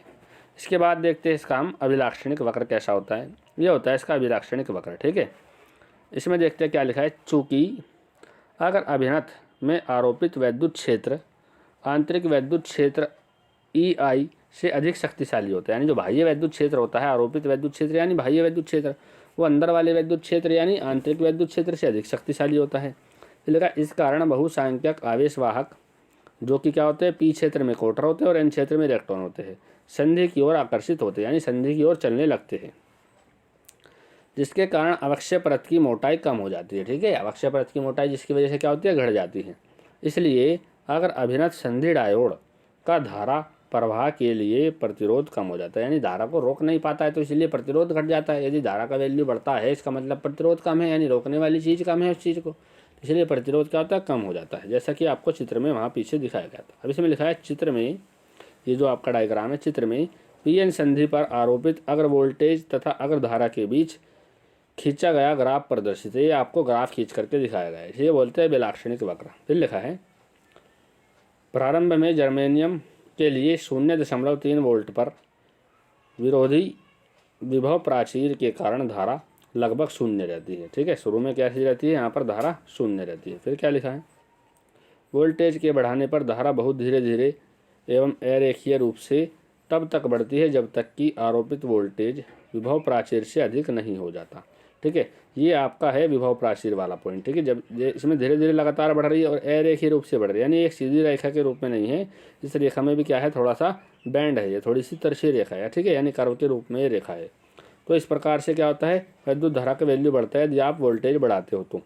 फिर देखिए इसमें क्या लिखा है, फिर लिखा है जैसे कि आपको चित्र के OA भाग में दिखाया गया है, O वाला पॉइंट ये है और A वाला पॉइंट ये इस भाग में जैसे आपको दिखाया गया है। फिर लिखा है जब आरोपित वोल्टेज को और बढ़ाया जाता है तो धारा रेखीय रूप से आगे की ओर बढ़ती है, ये है बिल्कुल एक सीधी रेखा के रूप में बढ़ती है। ठीक है, तो ये आपको किस भाग में दिखाया गया है, AB भाग में दिखाया गया है। यदि रेखा AB को पीछे की ओर बढ़ाया जाता है तो यह वोल्टेज अक्ष को विभव प्राचीर वोल्टेज पर काटती है। यदि आपका जो अक्ष है, ये जो आपकी विद्युत धारा की एक सीधी रेखा है, जिसे आप से पीछे की ओर बढ़ाओगे तो ये जिस भी पॉइंट पर काटती है इस अक्ष को, वोल्टेज वाले को, वही क्या होता है आपका, वही होता है विभव प्राचीर वोल्टेज। ठीक है, तो ये है आपका अभिलाक्षणिक वक्र। इसके बाद देखते हैं अगला क्वेश्चन। अगला क्वेश्चन है 6, इसमें लिखा है प्रकाश के ध्रुवण से क्या तात्पर्य, यानी प्रकाश के ध्रुवण के बारे में आपको बताना है। फिर लिखा है समतल ध्रुवित प्रकाश प्राप्त करने की विधि का संक्षिप्त वर्णन कीजिए, यानी इसमें कोई एक विधि बतानी है समतल ध्रुवित प्राप्त करने की एक विधि। इसमें देखिए क्या लिखा है, सबसे पहले प्रकाश का ध्रुवण। प्रकाश की तरंगे अनुप्रस्थ होती है। सबसे पहली बात, ये क्वेश्चन में देखो कितनी बार पूछा गया है, ध्रुवण की घटना में जो प्रकाश तरंगे होती है, विद्युत चुंबकीय तरंगे जो होती है, वो कौन सी प्रकृति की होती है, अनुप्रस्थ प्रकृति की होती है। ये आपको ध्यान रखना है, मल्टीपल चॉइस क्वेश्चन में पूछे जाते हैं क्वेश्चन। फिर लिखा है इसमें जिसमें वैद्युत सदिश के कंपन तरंग के संचरण की दिशा के लंबवत तल में सभी दिशाओं में होते हैं। ठीक है, टूरमैलीन क्रिस्टल से गुजरने पर प्रकाश में वैद्युत सदिश के कंपन संचरण की दिशा के लंबवत तल में केवल एक ही दिशा में सीमित रह जाते हैं, जबकि शेष सभी कंपन क्रिस्टल द्वारा अवशोषित कर लिए जाते हैं और क्रिस्टल से निकला ऐसा प्रकाश समतल ध्रुवित प्रकाश कहलाता है और यह घटना प्रकाश का ध्रुवण कहलाती है। यानी देखिए इस प्रकार से होता है आपका ये प्रकाश, ये होता है अध्रुवित प्रकाश जो प्रकृति में पाया जाता है। यदि आप देखेंगे ये क्या है, आपका प्रकाश चल रहा है इस तरीके से, तो ये जो कंपन है ये होते हैं कंपन, ये कंपन सभी तलों में आपको यानी सभी दिशाओं में दिखाई दे रहे होंगे। ठीक है, तो अब इसमें क्या करते हैं, हम इस प्रकार का एक टूरमैलीन क्रिस्टल लगा देते हैं। ठीक है, टूरमैलीन क्रिस्टल जो लगाते हैं, अब इसमें से यदि हम ये वाला प्रकाश गुजारते हैं, इसे क्या बोलते हैं, अध्रुवित प्रकाश। ठीक है, अध्रुवित प्रकाश को जब हम इस टूरमैलीन क्रिस्टल में से गुजारते हैं तो केवल वही कंपन बाहर निकलते हैं जो इसकी अक्ष के कैसे होते हैं, समांतर, यानी यही वाले कंपन बाहर निकलेंगे जो इस प्रकार से होगी। बाकी सभी कंपन को यदि इस प्रकार का कंपन हुआ इस तरीके का तो ये रोक दिया जाएगा, इस प्रकार का हुआ ये भी रोक दिया जाएगा, इस प्रकार का हुआ ये भी रोक दिया जाएगा। केवल वही कंपन बाहर निकलेगी जो आपका क्रिस्टल की संचरण अक्ष के कैसे होगी, समांतर, तो यानी यही वाले इस तरीके से बाहर निकले हुए हैं। ठीक है, अब यदि हमने फिर एक और दूसरा क्रिस्टल लगाया और उससे हम पूरे जांच पड़ताल करते हैं, इसे भी ऐसे ही लगाते हैं कि भाई यही अक्ष वाले, यही कंपन करने वाले, इसकी अक्ष के समांतर वाले हमारे कंपन बाहर निकल ले, कोई दूसरे निकल ले, तो उसके लिए हमने ये दूसरा क्रिस्टल लगा करके देख लिया। ठीक है, अब हम क्या करते हैं, दूसरी कंडीशन में ये पहला अध्रुवित प्रकाश है, ये इससे निकलेगा समतल ध्रुवित प्रकाश। यदि हम इस क्रिस्टल की अक्ष को इस तरीके से झुका देते हैं, यानी इस वाली के क्या कर देते हैं 90 डिग्री पर कर देते हैं, तो इससे कोई भी क्रिस्टल बाहर नहीं निकलेगा। तो इससे पता चलता है हमें कि ये वाला प्रकाश कैसा है, समतल ध्रुवित प्रकाश या ध्रुवित प्रकाश भी बोल देते हैं, ठीक है। और यहाँ पर कैसे निकलेगा, यहाँ पर कोई प्रकाश निकलेगा ही नहीं, क्योंकि इसके कंपन कैसे इस तरीके से लंबवत कंपन है, यानी इसकी अक्ष के कैसे है समांतर, परंतु इसकी अक्ष कैसे हो जाएगी लंबवत, तो ये लंबवत कंपनों को बाहर नहीं निकलने देगा, ठीक है। तो ये जो घटना है, ये घटना क्या कहलाती है आपकी, प्रकाश का ध्रुवण, ठीक है। इसके बाद पूछा था हमसे इसमें कोई एक विधि आपको बतानी है, तो विधि क्या है सबसे अच्छी इसकी, परावर्तन द्वारा ध्रुवित प्रकाश उत्पन्न करना, ठीक है। परावर्तन के द्वारा भी ध्रुवित प्रकाश उत्पन्न कर सकते हैं और टूरमेलिन क्रिस्टल के द्वारा भी, जैसा हमने आपको अभी बताया है, उससे भी उत्पन्न कर सकते हैं। तो इसमें लिखा है परावर्तन द्वारा ध्रुवित प्रकाश उत्पन्न करना है। सामान्य अथवा अध्रुवित किसी पारदर्शी माध्यम, ये जो अध्रुवित प्रकाश है किसी पारदर्शी माध्यम जैसे कांच इत्यादि के पृष्ठ से परावर्तित होता है, ठीक है। जैसा आपने परावर्तन की घटना में पढ़ा है, परावर्तन की घटना में क्या पढ़ा है, जब किसी परावर्तक तल पर कोई प्रकाश आकर के गिरता है तो जिस माध्यम से आता है उसी माध्यम में वापस चला जाता है, ये घटना क्या कहलाती है, प्रकाश का परावर्तन, ठीक है। तो ऐसे यहाँ किया, सामान्य प्रकाश कह दीजिए आप या अध्रुवित प्रकाश कह दीजिए, जब किसी पारदर्शी माध्यम जैसे कांच इत्यादि के पृष्ठ से परावर्तित होता है तो यह आंशिक समतल ध्रुवित हो जाता है, यानी आंशिक रूप से कैसा हो जाता है, समतल ध्रुवित हो जाता है। परावर्तित प्रकाश में ध्रुवित प्रकाश की मात्रा आपतन कोण पर निर्भर करती है, यानी ये जो आपका परावर्तित प्रकाश है, ये जो आपका परावर्तित प्रकाश है ये वाला, ठीक है, प्रकाश किरण इस तरीके से आई और इस तरीके से चली गई, इसमें क्या हुआ, यहाँ परावर्तन भी हुआ और दूसरे माध्यम में भी चली गई, यहाँ अपवर्तन भी आता है, दोनों घटनाएं एक साथ हो रही है, ठीक है। अब जो ये प्रकाश आपका परावर्तित हुआ, ये कितना ध्रुवित होगा और कितना ध्रुवित नहीं होगा, ये किस चीज़ पर निर्भर करता है, इस एंगल पर निर्भर करता है, ठीक है। इस एंगल को बोलते हैं हम ध्रुवण कोण, ठीक है। जब ये पूरी तरह से समतल ध्रुवित हो जाता है और ये भी पूरी तरह से समतल ध्रुवित हो जाता है, तब जो ये एंगल बनाती है आपतित प्रकाश किरण अभिलंब के साथ, उस आपतित प्रकाश किरण के साथ अभिलंब का जो बना हुआ कोण है उसी को हम क्या बोलते हैं, उसी को बोलते हैं हम ध्रुवण कोण, ठीक है। इसे हम IP से लिखते हैं। इसके बाद देखिए इसमें क्या लिखा है, एक विशेष आपतन कोण IP के लिए परावर्तित प्रकाश पूर्णतः समतल ध्रुवित हो जाता है। बताया ना, एक विशेष कोण होता है जिसके लिए आपका जो परावर्तित प्रकाश है पूरी तरह से समतल ध्रुवित हो जाता है। तो इसमें लिखा है फिर, तथा इसके कंपन आपतन कोण के लंबवत होते हैं, यानी इसके कंपन कैसे होते हैं, आपके आपतन कोण के लंबवत होते हैं। इस आपतन कोण को क्या बोलते हैं, ध्रुवण कोण कहते हैं। तो ध्रुवण कोण की परिभाषा पेपर में बहुत बार पूछी हुई है, ध्रुवण कोण की परिभाषा भी यही है, ठीक है। फिर लिखा है, ध्रुवण कोण पर परावर्तित तथा अपवर्तित किरणें परस्पर लंबवत होती है, यानी जो ध्रुवण कोण है इस पर आपकी दो किरणें निकलती है, इसमें से एक किरणें कौन सी निकलती है आपकी, एक प्रकार की किरणें निकलती है आपतित किरणें, ये तो हुई आपकी ये वाली आपतित किरणें, एक ऐसी हुई परावर्तित किरणें और एक ऐसी होती है अपवर्तित किरणें। तो ये जो है आपकी ये वाली किरणें कौन सी, परावर्तित किरणें, और ये कौन सी है, अपवर्तित। इन दोनों के बीच का जो एंगल होता है वो कितना होता है, 90 डिग्री होता है, ये आपको ध्यान रखना है, ठीक है। फिर इसमें देखिए क्या लिखा है, परावर्तक माध्यम के अपवर्तनांक I तथा ध्रुवण कोण IP में निम्न संबंध होता है, n यानी अपवर्तनांक बराबर होता है tan IP। इसके ऊपर बहुत सारे क्वेश्चन पूछे जाते हैं, ठीक है। ये हमें बताना था एक विधि, यानी किस प्रकार से आप प्रकाश को, सामान्य प्रकाश को समतल ध्रुवित प्रकाश में बदल सकते हैं। तो ये आया आपका सामान्य प्रकाश, यहाँ से क्या हुआ, इसमें परावर्तन भी हुआ और साथ में अपवर्तन भी हुआ, ठीक है। और यदि आपका एक विशेष आपतन कोण होगा तो उसके लिए आपका जो परावर्तित प्रकाश है पूरी तरह से क्या हो जाता है, समतल ध्रुवित हो जाता है, ठीक है। ये होती है आपकी समतल ध्रुवित प्रकाश उत्पन्न करने की विधि। इसके बाद देखते हैं अपना अगला क्वेश्चन। क्वेश्चन है गया, इसमें क्या लिखा है, मॉड्यूलेशन प्रक्रिया की व्याख्या कीजिए। निम्नलिखित मॉड्यूलित तरंग में उपस्थित सभी आवृत्तियों को ज्ञात कीजिए। मॉड्यूलित तरंग आपको दिया है V बराबर 30 और ब्रैकेट के अंदर 1 + 0.2 कोस 1250t प्लस 0.1 कोस 3000t और बाहर दिया है इंटू में कोस 10⁷t, ठीक है। सबसे पहले हम देखते हैं मॉड्यूलेशन की प्रक्रिया होती क्या है। तो इसमें लिखा है, देखिए मॉड्यूलेशन में निम्न आवृत्ति की वैद्युत चुंबकीय तरंगों को उच्च आवृत्ति की वैद्युत चुंबकीय तरंगों पर अध्यारोपित करने की प्रक्रिया को मॉड्यूलन या मॉड्यूलेशन कहते हैं। यानी इसमें क्या करते हैं, हम निम्न आवृत्ति की वैद्युत चुंबकीय तरंगों को उच्च आवृत्ति की वैद्युत चुंबकीय तरंगों के ऊपर अध्यारोपित कर देते हैं और यही घटना क्या कहलाती है आपकी, मॉडुलन या मॉडुलेशन कहलाती है। अब इसमें देखिए क्या लिखा है, जो निम्न आवर्तिकी अध्यारोपित की जाने वाली तरंगों को मॉडुलित या मॉडुलेटिंग तरंग कहते हैं। ठीक है, यानी जो निम्न आवर्ती की तरंगे जिनको आप अध्यारोपित कर रहे हो वे क्या कहलाती है, मॉडुलेटिंग तरंगे। और उच्च आवर्ती की तरंगों को जिसके ऊपर आप अध्यारोपित कर रहे हो, ठीक है, ये लिखा है उच्च आवर्ती की तरंगों को जिन पर निम्न आवर्ती की तरंगे अध्यारोपित की जाती है वे क्या कहलाती है, वाहक तरंगे या कैरियर वेव्स कहलाती है। तथा मॉडुलेशन प्रक्रिया के फलस्वरूप प्राप्त परिणामी तरंग को मॉडुलित तरंग कहते हैं। आपने क्या करा, दो तरंगे ली, एक निम्न आवर्ती की तरंग ली, एक उच्च आवर्ती की तरंग ली। निम्न आवर्ती की तरंग को आपने उच्च आवर्ती की तरंग के ऊपर अध्यारोपित कर दिया। ठीक है, मान लिया आपने क्या करा भाई, एक कुछ वस्तु ली, आपने उसे किसी टेबल वगैरह पर रख दिया और फिर टेबल को क्या कर दिया, या फिर गाड़ी वगैरह में रख दिया, गाड़ी को कर दिया चलता कि जाइए गाड़ी को लेकर के। यानी गाड़ी तो आपकी कैसी हुई, ढोने वाली, यानी वो हुई वाहक। तो वाहक का मतलब क्या है, जो ले जाने वाली एक स्थान से दूसरे स्थान पर, उसे बोलते हैं वाहक तरंगे। ठीक है, ऐसे ही आपकी जो वाहक तरंगे थी कैसी थी, अधिक आवर्ती यानी उच्च आवर्ती की।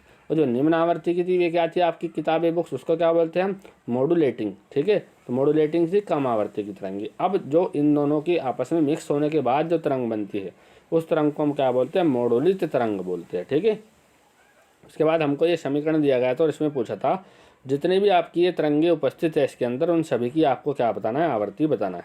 तो देखिए इस क्वेश्चन में हमको ये दिया गया था, ये हमने लिखा है फिर से वही। ठीक है, इसमें हमने क्या करा, इसमें आपको बाहर 30 दिखाई दे रहा है और बाहर यहाँ पर कि कोस 10 की घात 7 दिखाई दे रहा है। इसकी सबके अंदर हमने गुणा कर दिया। तो अंदर गुणा करने के बाद आपका आ जाता है 30 कोस 7 टी। ठीक है, यहाँ पर एक था ना, इसकी गुणा करेंगे तो 30 और बाहर से कोस 10 की पावर 7 टी। इसके अंदर गुणा कर देंगे यहाँ पे, तो 30 गुणा 0.2 कोस 1250 टी और बाहर से क्या आएगा आपका कोस 10 की घात 7 टी। ठीक है, ये चीज़ें आपकी बाहर से आएगी। तो इन दोनों की हमने गुणा करके यहाँ पर लिख दिया है, ये लिख दिया। ठीक है, फिर हमने इसकी गुणा इसमें करनी है और इसकी गुणा भी इसमें करनी है। तो ये लिख दिया हमने 30 इंटू 0.1 कोस 3000 टी और इंटू क्या हो गया कोस 10 की घात 7 टी।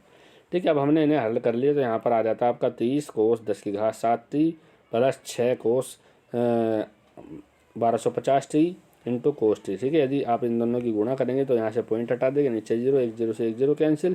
ठीक है, 3 दूनी 6 आ जाएगा, बस ये 6 लिख दिया और बाकी ऐसा कैसे ही है, ऐसे यहाँ पे करना है, पॉइंट हटाना है, नीचे बेस में 10, 10 की 0 से 1 0 कैंसिल, तो यहाँ पर आ जाएगा 3 कोस 3000 टी और इंटू कोस 10 की घात 7 T.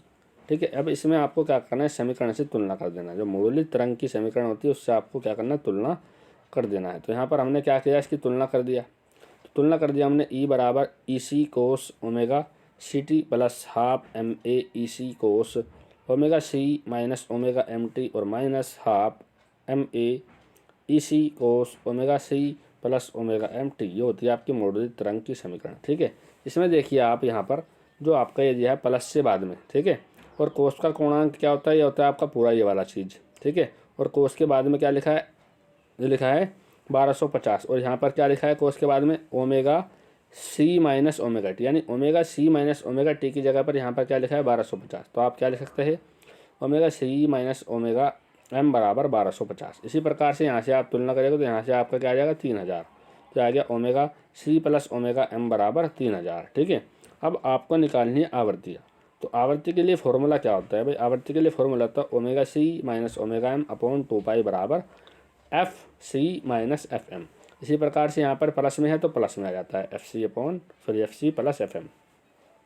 Omega C minus omega M का वैल्यू कितना था 1250, ये रख दिया 1250। यहाँ पर कितना आया था, यहाँ पर आया था 3000, तो ये रख दिया 3000। अपॉन में क्या था 2 पाई। 2 से यदि आप इसे डिवाइड करोगे तो कितना आ जाएगा, यह डिवाइड करने के बाद आ जाता है आपका 625 और पाई का वैल्यू क्या होता है 3.14। यहाँ पर कितना आ जाएगा, 2 से यदि आप 3000 को काटोगे तो 1500 और पाई का वैल्यू होता है 3.14 और बराबर में ये दोनों तरफ वैल्यू चली रहा है। ठीक है, इसके बाद आपने क्या करना है, इसको हल कर लेना है। यदि आप 3.14 से इसे डिवाइड करते हैं तो कितना आ जाता है 199.04। ठीक है, यदि आप इसे डिवाइड करते हैं तो कितना आ जाता है 477.70। ठीक है, ये मान लें समीकरण फर्स्ट है, ये मान लें समीकरण नंबर सेकंड।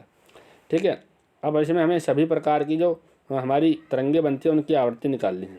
तो ये जो आपकी आवृत्ति आई है FC-FM, इसे बोलते हैं हम निम्न पासर बैंड आवृत्ति, ठीक है, LSB यानी lower side band frequency, lower side band frequency, ठीक है। और ये किसके बराबर होता है? FC-FM, और इसका वैल्यू कितना है आपका 199.04। ये एक तरंग की आपकी आवृत्ति निकल गई। जो तरंग कौन सी थी? निम्न पासर बैंड आवृत्ति। और उच्च पासर बैंड आवृत्ति को क्या बोलते हैं? अपर साइड बैंड फ्रीक्वेंसी, ठीक है। इसके लिए क्या होता है फॉर्मूला? FC+FM। इसका वैल्यू कितना आया था आपका 477.70। ये भी आपका आवृत्ति निकल गया। अब आपके इसमें दो तरंगें बचती है, एक तो वाहक तरंग बचती है और एक आपकी कौन सी बचती है, जिसको आपने निम्न आवृत्ति की तरंग को अध्यारोपित किया था, यानी मॉड्यूलेटिंग तरंग बचती है। तो आपने क्या करना है, समीकरण नंबर 1 और समीकरण नंबर 2 दोनों को क्या करना है, जोड़ देना है। तो समीकरण नंबर 1 और समीकरण नंबर 2 को हमने जोड़ दिया, ठीक है। ये प्लस माइनस कैंसिल हो जाएगा, ये क्या होता है FC+FC 2FC, इन दोनों को जोड़ेंगे तो कितना हो जाएगा 676.74। यदि आप इसे 2 से डिवाइड करते हो इधर तो कितना आ जाता है 338.73 हर्ट्ज। ये किसके लिए निकल गया? वाहक तरंग की आवृत्ति। ये किसके लिए निकाल लिया आपने? वाहक तरंग की आवृत्ति निकाल लिया। अब आपने इस वाली वैल्यू को जो आपकी FC आया उसे उठा करके समीकरण नंबर 2 में रख देना है, यानी समीकरण नंबर 2 आपकी ये वाली थी, इस वाली समीकरण में रख देंगे। तो FC+FM बराबर 477.70, यानी यहाँ पर हम क्या रख देंगे 338.37, और इसे इधर ले जा करके इसमें से माइनस कर देते हैं, ठीक है। यदि इसमें से आप इसे माइनस करोगे इधर ले जा करके तो आपका FM का वैल्यू भी आ जाएगा 139.33 हर्ट्ज, ठीक है। तो हमने सभी प्रकार की आवृत्तियाँ निकाल ली है जितनी भी इसमें तरंगे थी। ये हमसे पूछा था कि जितने भी इस तरंग के इस जो आपकी समीकरण है इसके अंदर जितनी भी तरंगे उन सभी की आवृत्ति बताना था, ठीक है। तो हमने सभी की अलग अलग आवृत्तियाँ निकाल लिया है। इसके बाद देखते हैं अगला क्वेश्चन। अगला क्वेश्चन दिया है इसमें अथवा, इसमें कहा है यह दर्शाए कि दिया गया लॉजिक परिपथ एंड गेट की भांति कार्य करता है, यानी आपको ये बताना है, ये जो आपको परिपथ दे रखा है ये बताना है कि एंड गेट की तरह कार्य करता है, ठीक है। तो इसमें देखिए इस गेट को हमने इस प्रकार से बना लेना है। ये जो गेट है आपका, ये गेट होता है नोट गेट, ये भी होता है नोट गेट, और ये जो गेट है ये होता है आपका नोर गेट, यानी इसमें 3 प्रकार के गेट आपस में जोड़ रखे हैं। 2 तो है नोट गेट और एक है आपका नोर गेट। यदि इन सब का सत्यता सारणी निकालने के बाद यदि आपकी सत्यता सारणी एंड गेट के ही समान आती है तो मतलब एंड गेट है, यदि एंड गेट के समान नहीं आती है तो मतलब एंड गेट नहीं है। तो इसमें देखिए हम सबसे पहले इसके लिए बुलियन व्यंजक लिखते हैं। बुलियन व्यंजक क्या होता है? ये है आपका ए, इसे बोलते हैं निवेशी सिग्नल, ठीक है। और ये जो है आपका नोट गेट के लिए Y1 क्या होता है? निर्गत सिग्नल। ये Y1 Y2 हमने अपने पास से मान लेना है, ठीक है। और इसी के साथ साथ जो आपका ये है B, ये क्या होता है आपका निवेशी सिग्नल, और Y2 क्या होगा? इस दूसरे नोट गेट के लिए निर्गत सिग्नल होता है। नोट गेट मतलब नॉट इक्वल्स ए, यदि आप इसे ऑन रखते हो तो ये आपको ऑफ मिलने वाला है, यदि आप इसे बी को ऑन रखते हो तो आपको Y2 ऑफ मिलने वाला है, यदि आप इनको दोनों को ऑफ रखते हो तो ये Y1 और Y2 आपको ऑन मिलने वाले हैं, यानी उल्टा उल्टा काम होता है इसमें, इसीलिए बोलते हैं नोट गेट, ठीक है। तो यानी आप लिखेंगे Y1 और इक्वल्स क्या लिख देंगे, वास्तव में बोला कैसे जाता है नोट इक्वल्स ए, ठीक है। फ्रंट पे लिखेंगे Y बराबर ए के ऊपर लगा देते हैं बार, यानी इसे बोलते हैं नोट इक्वल्स, ठीक है। ऐसा ही Y2 के लिखेंगे हम Y2 बराबर बी और उसके ऊपर लगा देते हैं बार, यानी ये भी इसके बराबर नहीं है, ठीक है। अब आपका यहाँ से तो क्या जाना है सिग्नल, जो आपका नोर गेट है, नोर गेट के लिए निवेशी सिग्नल कौन सा होगा? नोर गेट के लिए निवेशी सिग्नल Y1 और Y2 होगा, ठीक है। अब यहाँ पर भी क्या है नोर गेट, नोर गेट में भी क्या है, यदि आपका ये सिग्नल ऑन है, दोनों सिग्नल ऑन है तो यहाँ पर आपको Y क्या मिलेगा? ऑफ, यानी ये भी क्या हो जाएगा नेविगेशन यानी नोट ही हो जाएगा। यानी Y बराबर क्या लिखेंगे Y1 प्लस Y2, प्लस नहीं बोलते इसे, नोर है तो इसीलिए यहाँ बोलते इसे और, ठीक है। यानी Y1 और Y2 नॉट इक्वल्स Y, ठीक है। ये जो बार है, बार का मतलब क्या है नॉट इक्वल्स Y, ठीक है। अब ये आपने पता है Y1 का वैल्यू और Y2 का वैल्यू आपका क्या निकला था? Y1 का आया था A बार और Y2 का आया था B बार। अब यहाँ पर अब लिख देंगे Y1 की जगह A बार और Y2 की जगह B बार, ठीक है। अब ये नोट नोट नोट नोट आपस में क्या हो जाता है? कैंसिल। तो यानी आपका क्या बचता है? Y बराबर A एंड B, ठीक है। ये क्या होता है? A एंड B के बराबर आपके यहाँ पर बचता है, ठीक है। तो इसके लिए देखिए आपने क्या करना है, फिर बुलियन व्यंजक लिख लिया। तो बुलियन व्यंजक आपको इसका मिल गया। बुलियन व्यंजक क्या होता है? A and B not equals Y, क्या आ गया? A and B not equals Y। यह क्या है? यह गेट एंड गेट है, ठीक है, उसके लिए आपको सत्यता सारणी बना करके देखनी है एक बार। तो सत्यता सारणी में क्या करेंगे, आप ए को एक बार ऑफ रखेंगे, बी को भी ऑफ रखेंगे, ठीक है। यदि आपने ए को ऑफ रखा तो वाई को आपको क्या मिलने वाला है, ऑन, और आपको वाई टू भी क्या मिलने वाला है, ऑन। अभी बताया था ये उल्टा उल्टा कार्य करते हैं। यदि आप इसे ऑफ रखते हैं, ऑफ के लिए हम 0 दिखाते हैं और ऑन के लिए हम 1 दिखाते हैं, ठीक है। तो ऑफ के लिए हमने 0 लिया, ए और बी भी 0 लिया, तो आपको y1 और y2 कैसे मिलने वाले हैं, ऑन, ठीक है। अब जब आपको y1 और y2 ऑन मिलेंगे तो निर्गत क्या कर देगा, इनका उल्टा कर देता है, यानी ये कैसे मिलेगा, आपको ऑफ मिलेगा y। इसी प्रकार से आपने ए को ऑन रखना है, बी को ऑफ रखना है। यदि आप ए को ऑन रखेंगे तो y1 आपको कैसा मिलेगा, ऑफ मिलेगा।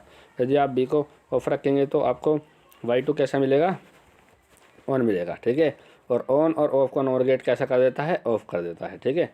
यदि आप ए को क्या रखेंगे, ऑफ, और बी को क्या रखेंगे, ऑन, तो आपको y1 कैसे मिलेगा, ऑन मिलेगा, और y2 कैसे मिलेगा, ऑफ मिलेगा। और ऑन और ऑफ को जो आपका नॉर गेट है वो भी कैसे कर देता है, ऑफ कर देता है, ठीक है। यदि आप दोनों को यहाँ पर ऑन रखते हो, ए और बी को, तो दोनों y1 और y2 आपको कैसे मिलते हैं, ऑफ मिलते हैं।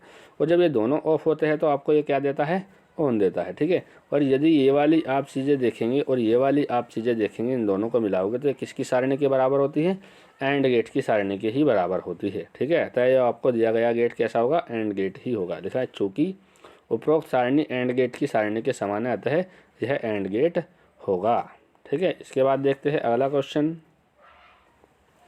अगला क्वेश्चन है, इसमें लिखा है बोर के परमाणु मॉडल की व्याख्या कीजिए, यानी इसमें आपको बोर के परमाणु मॉडल को बताना है। तो देखिए क्या लिखा है बोर का परमाणु मॉडल। उत्तर, नील बोर ने क्वांटम सिद्धांत के आधार पर रदरफोर्ड के परमाणु मॉडल में रही कमियों को दूर किया, ठीक है। सबसे पहले इन्होंने क्वांटम का सिद्धांत यूज किया और जो रदरफोर्ड का परमाणु मॉडल था उसमें जो भी कमियां थी उनको दूर किया। और इन कमियों को दूर करने के साथ साथ इन्होंने एक मॉडल दिया जिसको हम क्या बोलते हैं, बोर का परमाणु मॉडल बोलते हैं। इन कमियों को दूर करने के लिए बोर ने 3 परिकल्पनाएं प्रस्तुत की। प्रथम परिकल्पना क्या थी, देखिए इसमें लिखा है, किसी परमाणु में इलेक्ट्रॉन नाभिक के चारों ओर केवल उन्हीं कक्षाओं में घूम सकते हैं जिनके लिए उनका कोणीय संवेग h/2π का पूर्ण गुणज होता है। यदि इलेक्ट्रॉन का द्रव्यमान m, उसके वृत्तीय मार्ग की त्रिज्या R तथा उसका वेग v हो तो इलेक्ट्रॉन का कोणीय संवेग क्या होता है, आपका mvr equals n into h/2π। n क्या होता है, n होता है कक्षा का नंबर, यानी कौन सी कक्षा में चक्कर लगा रहा है, ठीक है। जिस कक्षा में चक्कर लगा रहा है उसके लिए n का वैल्यू वही रख देते हैं, ठीक है। इसमें लिखा ना n बराबर 1 2 3 4 या कुछ भी हो सकता है, n सोल। ये क्या होता है, n होता है मुख्य क्वांटम संख्या, ठीक है, या इलेक्ट्रॉन की कक्षा की संख्या। इसे बोलते हैं मुख्य क्वांटम संख्या, इसे बोलते हैं इलेक्ट्रॉन की कक्षा की संख्या। इस प्रकार बोहर के अनुसार इलेक्ट्रॉन नाभिक के चारों ओर कुछ निश्चित कक्षाओं में ही घूम सकते हैं। ये कक्षाएं स्थायी कक्षाएं कहलाती है। जो आपका रदरफोर्ड था, रदरफोर्ड ने बताया था कि इलेक्ट्रॉन किसी भी कक्षा में घूम सकता है, ठीक है। और इलेक्ट्रॉन घूमता जब है तो वो क्या करता है, एनर्जी का लॉस करता है विद्युत चुंबकीय तरंगों के रूप में। परंतु बोहर ने बताया केवल इलेक्ट्रॉन उसी कक्षा में घूम सकता है जिसके लिए उसका कोणीय संवेग h/2π का पूर्ण गुणज होता है। अदरवाइज यदि उसका कोणीय संवेग h/2π का पूर्ण गुणज नहीं है किसी कक्षा के लिए तो वो उन कक्षाओं में चक्कर नहीं लगाएगा, केवल उसी कक्षा में चक्कर लगाएगा जिसके लिए उसका कोणीय संवेग nh/2π का पूर्ण गुणज होता है। nh कह दो या h/2π कह दो, ठीक है भाई।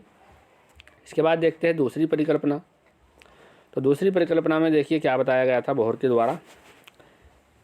स्थायी कक्षाओं में घूमते समय इलेक्ट्रॉन ऊर्जा का उत्सर्जन नहीं करते। अब जो रदरफोर्ड थे, रदरफोर्ड ने कहा था कि इलेक्ट्रॉन को इसी कक्षा में घूम रहा है, स्थायी हो चाहे अस्थायी हो, वह घूमते समय ऊर्जा का उत्सर्जन जरूर करते हैं। परंतु बोहर ने बताया वे ऊर्जा का उत्सर्जन स्थायी कक्षा में घूमते समय नहीं करते। यदि अस्थायी कक्षा में घूम रहे हैं तो ऊर्जा का उत्सर्जन होगा, परंतु यदि स्थायी कक्षा में घूम रहे हैं तो ऊर्जा का उत्सर्जन नहीं होगा, ठीक है। ये लिखा ना, नहीं करते हैं। अतः परमाणु का स्थायित्व बना रहता है। हाइड्रोजन के परमाणु में nवें क्रम की स्थायी कक्षा में घूमते इलेक्ट्रॉनों की ऊर्जा का फॉर्मूला क्या होता है, ऊर्जा का फॉर्मूला होता है RHc/n², वो भी किसमें होता है माइनस RHc/n² होती है। R क्या होता है, R होता है रेडबर्ग नियतांक, H होता है प्लांक नियतांक और C क्या होता है प्रकाश का वेग। ये बताई गई थी दूसरी परिकल्पना। इसके बाद देखते हैं तीसरी परिकल्पना। तीसरी में लिखा है तृतीय परिकल्पना, जब परमाणु बाहर से ऊर्जा ग्रहण करता है तो उसका कोई इलेक्ट्रॉन अपनी निश्चित कक्षा को छोड़कर ऊंची कक्षा अथवा उत्तेजित अवस्था में चला जाता है। यानी बाहर से यदि किसी इलेक्ट्रॉन को कोई ऊर्जा मिल जाती है तो वो क्या करता है, अपने से ज़्यादा ऊर्जा वाली कक्षा में चला जाता है, मान लिया उसे तीसरी कक्षा के बराबर ऊर्जा मिल जाती है और वो इलेक्ट्रॉन था दूसरी कक्षा में, तो वो अपनी दूसरी कक्षा छोड़ के तीसरी कक्षा में चला जाता है, जिसके लिए उसके पास क्या होती है, एनर्जी आती है बाहर से। और उस कक्षा में वो ज़्यादा समय के लिए नहीं ठहरता, उस कक्षा में बस केवल बहुत ही नगण्य समय के लिए ठहरता और फिर से वापस अपनी कक्षा में आ जाता है। और जब वो उच्च कक्षा से निम्न कक्षा में आता है तो क्या करता है, उन दोनों कक्षाओं की ऊर्जाओं के अंतर के बराबर ऊर्जा को विद्युत चुंबकीय तरंगों के रूप में बाहर निकालता है। ठीक है, तो देखिए इसमें क्या लिखा है,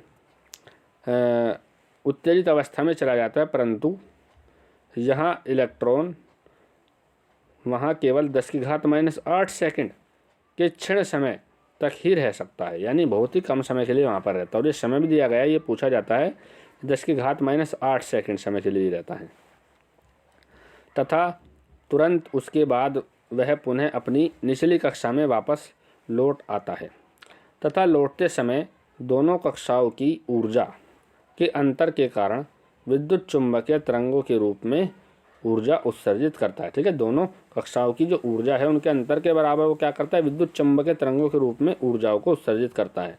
ठीक है, अब आप अंतर कैसे निकालेंगे, तो देखिए इसमें क्या लिखा है, यदि इलेक्ट्रॉन की उच्च कक्षा में ऊर्जा क्या मान लिया E2 है और निम्न कक्षा में ऊर्जा क्या मान लिया E1 है।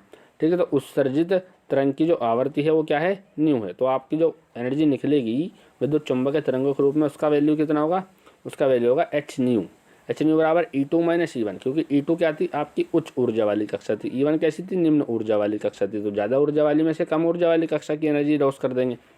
ठीक है, यदि अब आपको आवर्ती निकालना है तो ऐसे कहाँ चला जाएगा, इन दोनों के बीच में, तो यह जाता है न्यू बराबर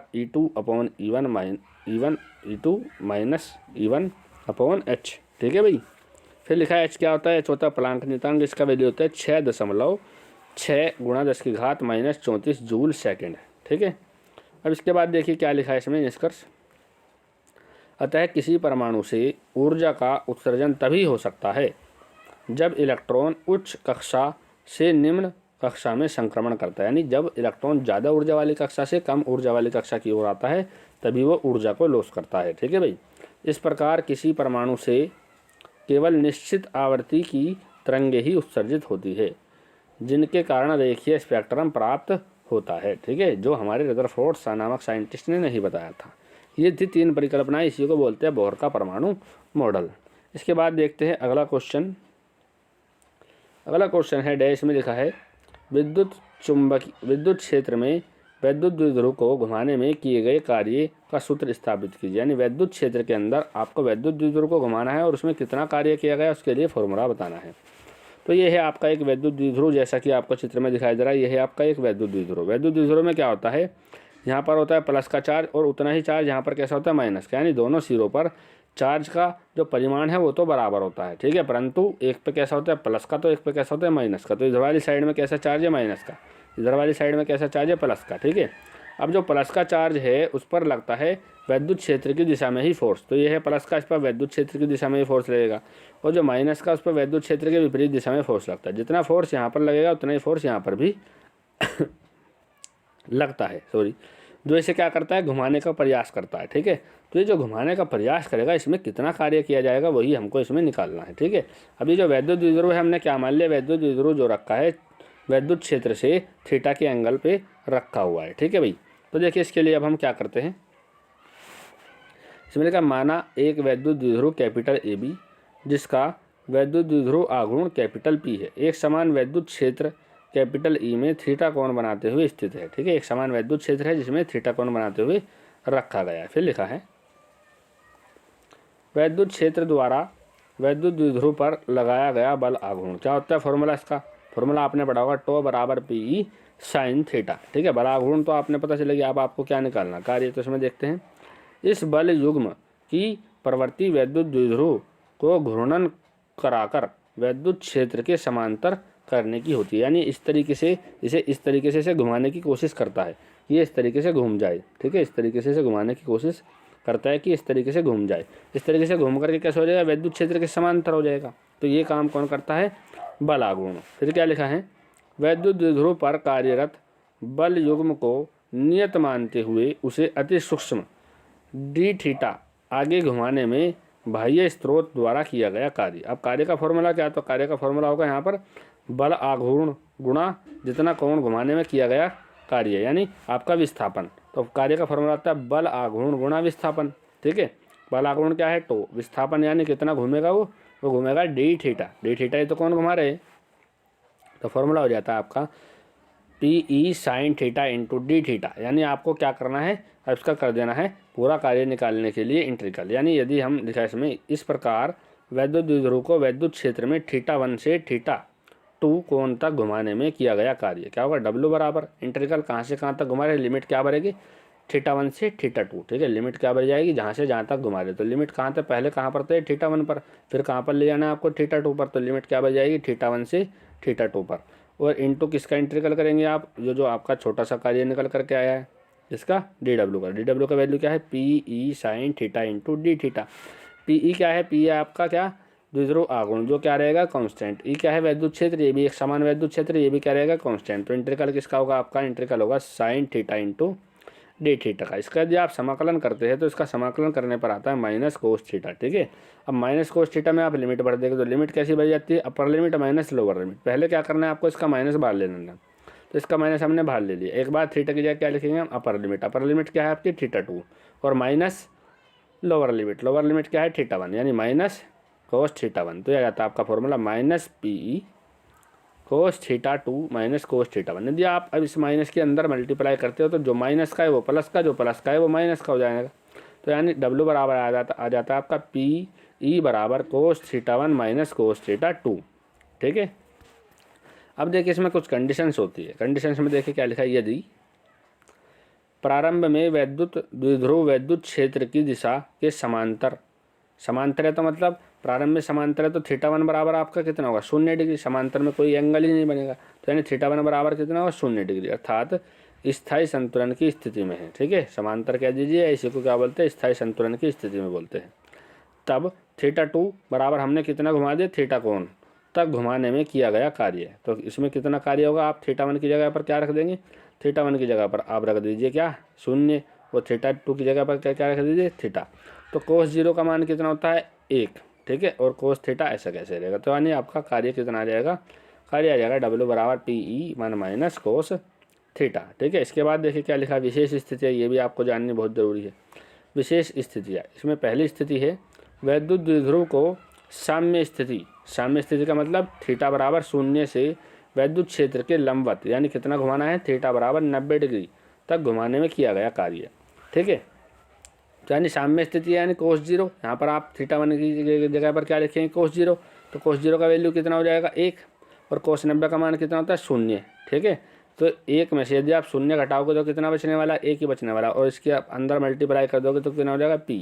यानी जब आपको साम्य स्थिति से वैद्युत द्विध्रुव को 90 डिग्री घुमाना पड़ता है तब किए गए कार्य का फॉर्मूला क्या होगा, PE। ऐसे मल्टीपल चॉइस क्वेश्चन में पूछे गए फॉर्मूले है। ठीक है, दूसरी कंडीशन क्या है, दूसरी कंडीशन है वैद्युत द्विध्रुव को साम्य स्थिति। साम्य स्थिति मतलब θ1 आपका कितना रहने वाला है, 0 डिग्री से वैद्युत क्षेत्र की विपरीत दिशा में, यानी विपरीत दिशा का मतलब है एक आधा चक्कर काटने में, एक आधा, मैंने बोला एक आधा, पूरा एक चक्कर नहीं, एक आधा चक्कर काटने में कितना काम करना पड़ेगा। यानी आपका θ1 क्या होगा, 0 डिग्री, और θ2 क्या होगा, 180। ठीक है, और कोस 180 का मान कितना होता है, -1, और यहाँ पर आप -1 रखोगे तो माइनस माइनस कैसा हो जाएगा, प्लस। ठीक है, यहाँ पर हो जाएगा +1, और ये कैसा है, +1, तो +1 +1 कितना हो जाएगा, 2। ठीक है, तो कितना हो जाएगा, 2PE। तब आपका कार्य कितना होगा, 2PE होगा। ठीक है, आज इस अनसोल्ड में इतना ही। अब हमने इसमें 5 पूरे क्वेश्चन कवर कर लिए हैं। ठीक है, इसके बाद जो हम पढ़ेंगे अपना अगला लेक्चर, उसमें हम पूरा अनसोल्ड जो होगा ये 5वां सेट पूरा कंप्लीट कर लेंगे। ठीक है, आज के लिए इतना ही। यदि आपको कोई प्रॉब्लम आई हो तो आप कमेंट बॉक्स में लिख करके हमसे पूछ सकते हैं। आपका वीडियो देखने के लिए धन्यवाद।